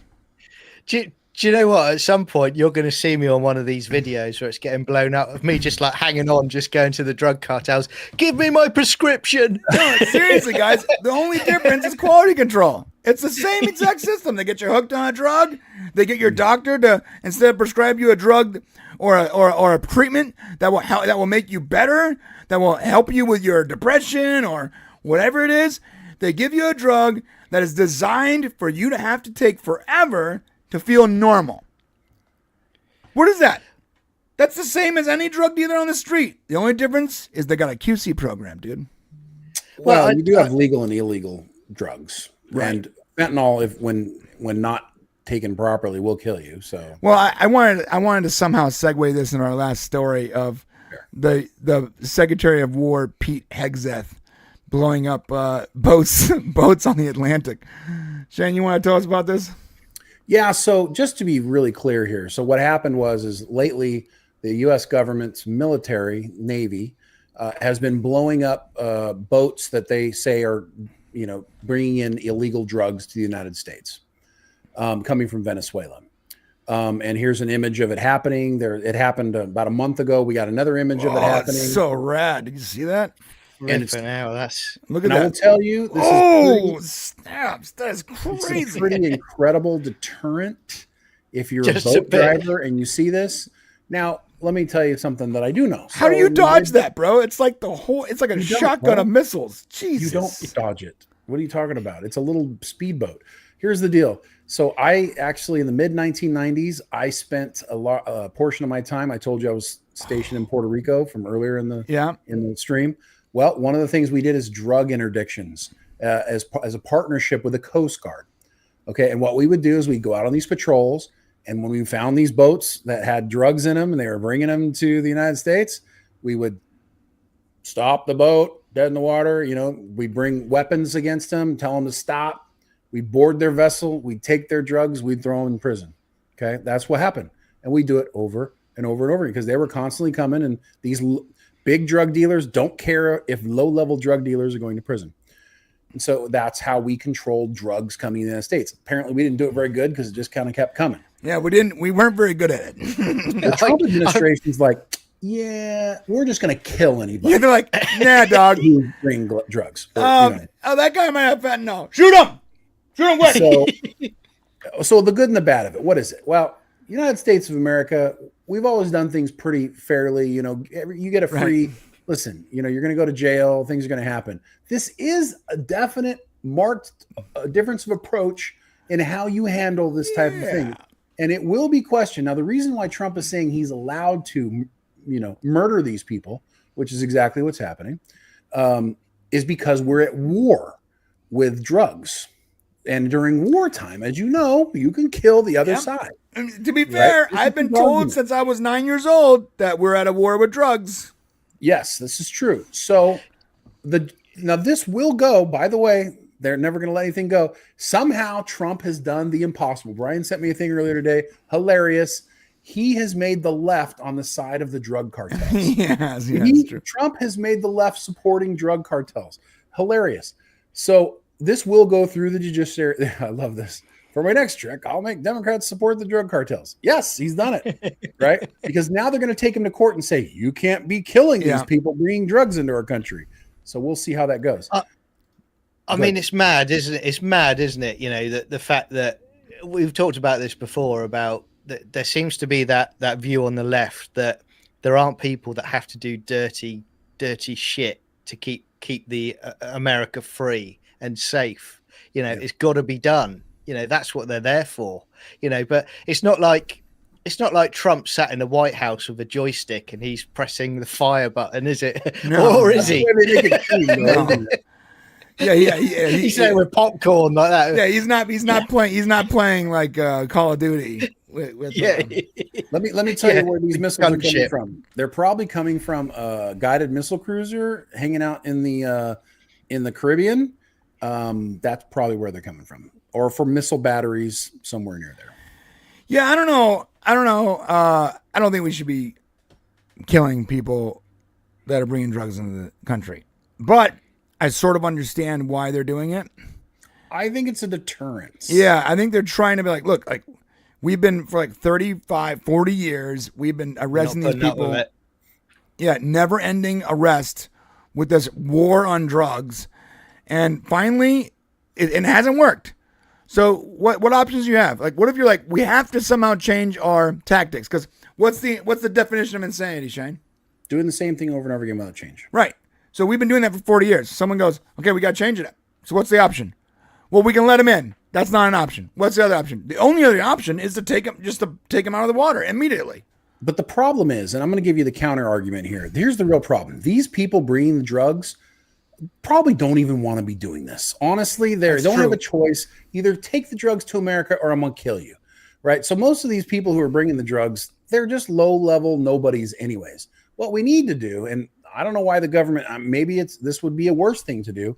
I support telling Mexico, do something about your cartels or we're going to do something about it. Telling Venezuela, do something about your cartels or we're going to do something about it.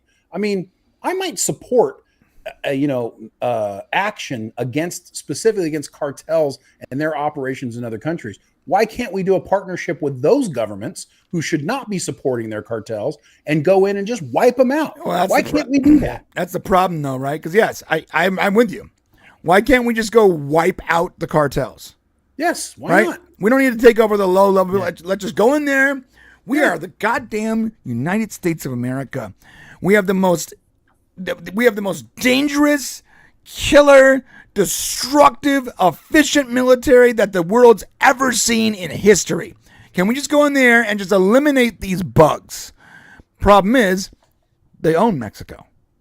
It's true. They own the politicians from the highest level to the lowest level. The cartel isn't separate from Mexico. It is Mexico. But here's my thing. Like, okay, and listen, this is going to sound a little bit not nice, all right? But let's just say Mexico says, sorry, no, you can't do nothing about cartel. We just go do it anyway. Okay, we go do it anyway, all right? Venezuela says, no, we go do it anyway. And now their control over their government is gone. And now the people can rule again. Maybe we take some shit for a year or two, but maybe things will be better after that. Can we all agree that getting rid of illegal drugs coming into this country, even in their countries, would be good? Would be a good thing? Yeah. I think everybody can agree with that, right? Yeah. 100%. Yeah, I think you're right. Yeah, maybe just take the slap on the wrist from the UN and the criticism from Mexico and whatever sycophants are still in their government for a while, and just go in there.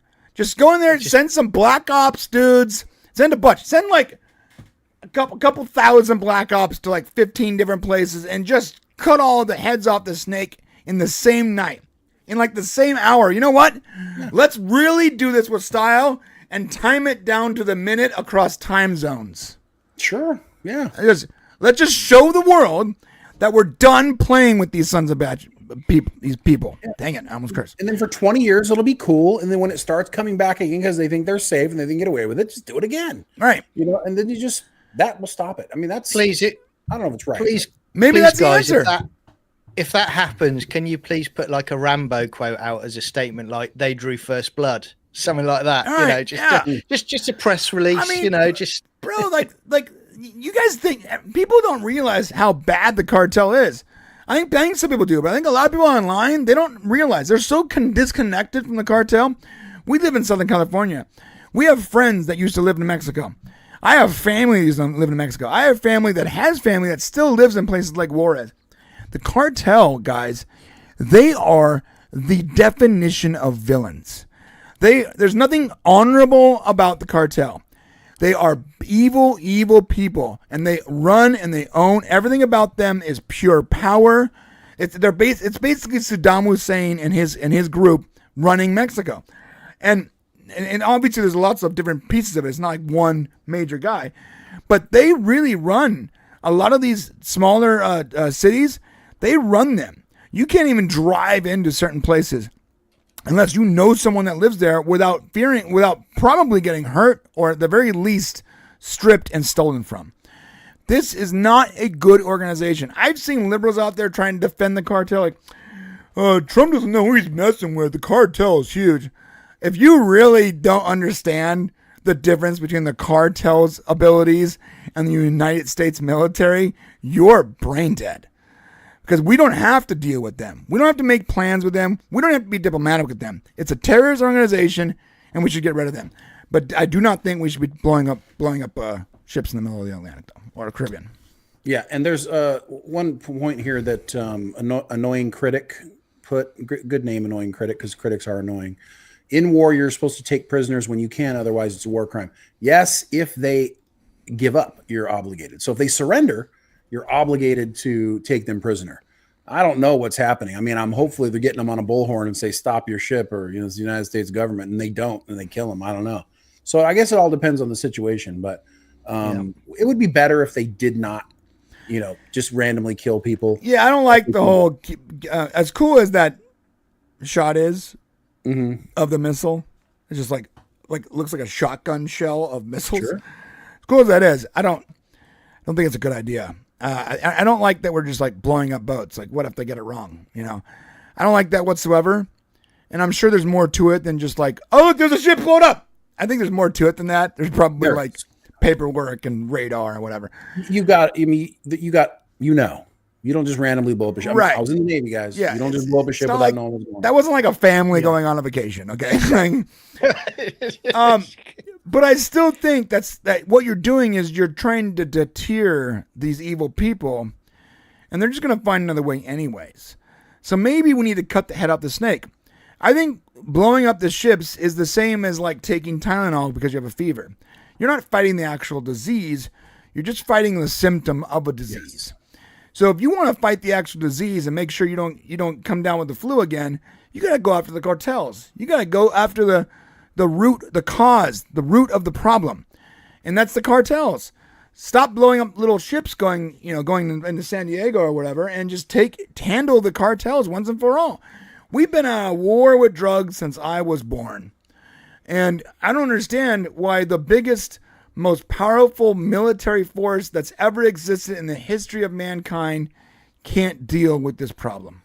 Yeah, it's very simple. And if the government of Mexico, say Mexico, for example, if you say, listen, Mexico, you're not doing nothing about your cartel problem, so now we're going to do it. Now, if they say, okay, you can't do that, then okay, now you're our enemy. That's what I would say. Like, if you're going to back up your drug dealers and your cartel over what we're doing, then we got a problem with you.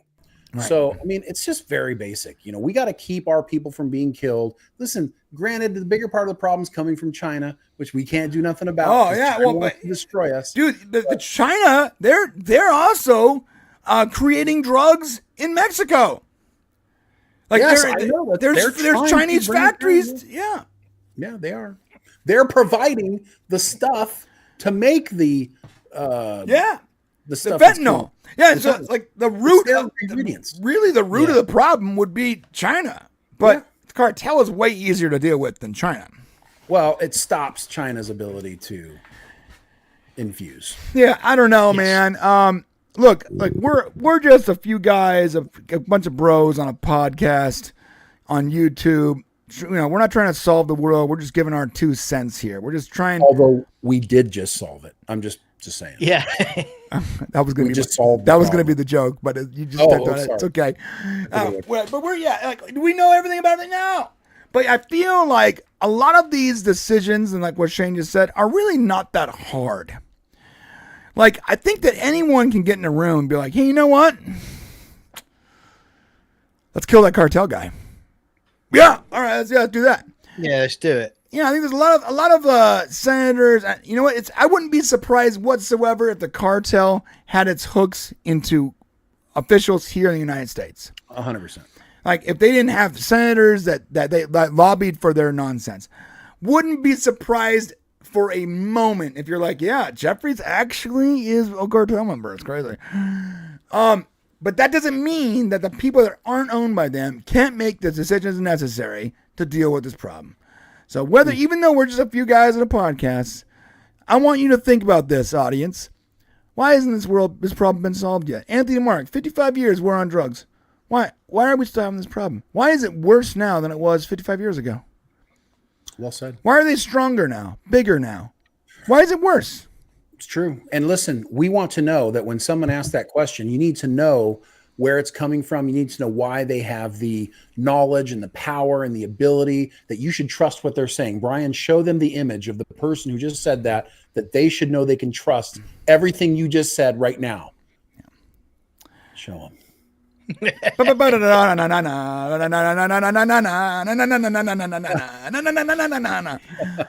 am not owned by the cartel whatsoever, guys. You know where to send the check. Right there. Send the check. King.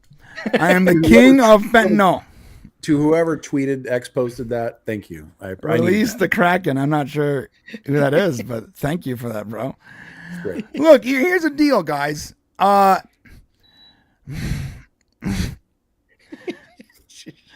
I just think that a lot of the solutions to a lot of these problems are a lot more simple once you take the corruption out of the equation.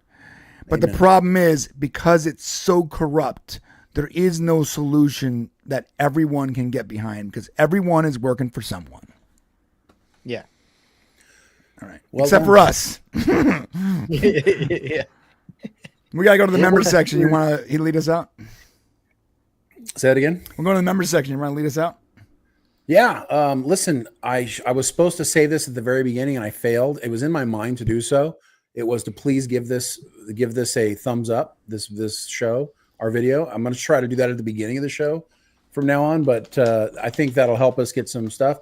If you're not subscribed, please subscribe. If you're not a member, come join us over in the members stream where John is going to get naked for us and do a little dance. So yeah, I've tanned up in Italy. I'm all ready. I've greased up. It's great. Yeah. Once again, bro, like you need to tan longer. You just look pink like us now. Like before you were like a sheet of paper, and now you're more pink. But you need to be better. We need better representation on this panel, John. I swear I'm biodegrading. Look, I told my friend, you can watch us now. We have a foreigner on the panel, and he's like, "Oh, great!" And he goes, "A foreigner? That looks like one of your guys' brothers." Yeah. Well, what happened was I crossed the border, and Brian picked me up in his vehicle and stuck me in the boot. Fentanyl king. He feeds me chili every couple of weeks. That's right. That's it. That's my wage for this show. What you guys don't know is after the show, John goes back in the closet with his chili. Yeah. All right, guys, we got to go to the member section. How do you become a member if you weren't gifted a membership or if you were not a member? By the way, annoying critic, we're going to answer this question. He says, isn't heroin illegal in the UK? We'll answer that question in the member section. Don't answer it now, bro. In the members section, bro. That's the tease. Too late. Now people aren't going to show up. Look, if you want to become a member, hit the join button bottom left where we get real crazy. It's going to start in 1 minute, so I got to hurry up. If you're not a member and you're not going to become a member, that's cool. Thank you for coming. Please like and subscribe. If you're not liking and subscribe, hit the comment section, all that stuff. We'll be back next Saturday at the same time. And tomorrow we'll be on John's channel for the Stargate Watch Along. Link is in the description. I have 30 seconds. We love you guys. Shane, you love them? I love you. Come back next week. We'll see you guys in the members section. Please join. If not, that's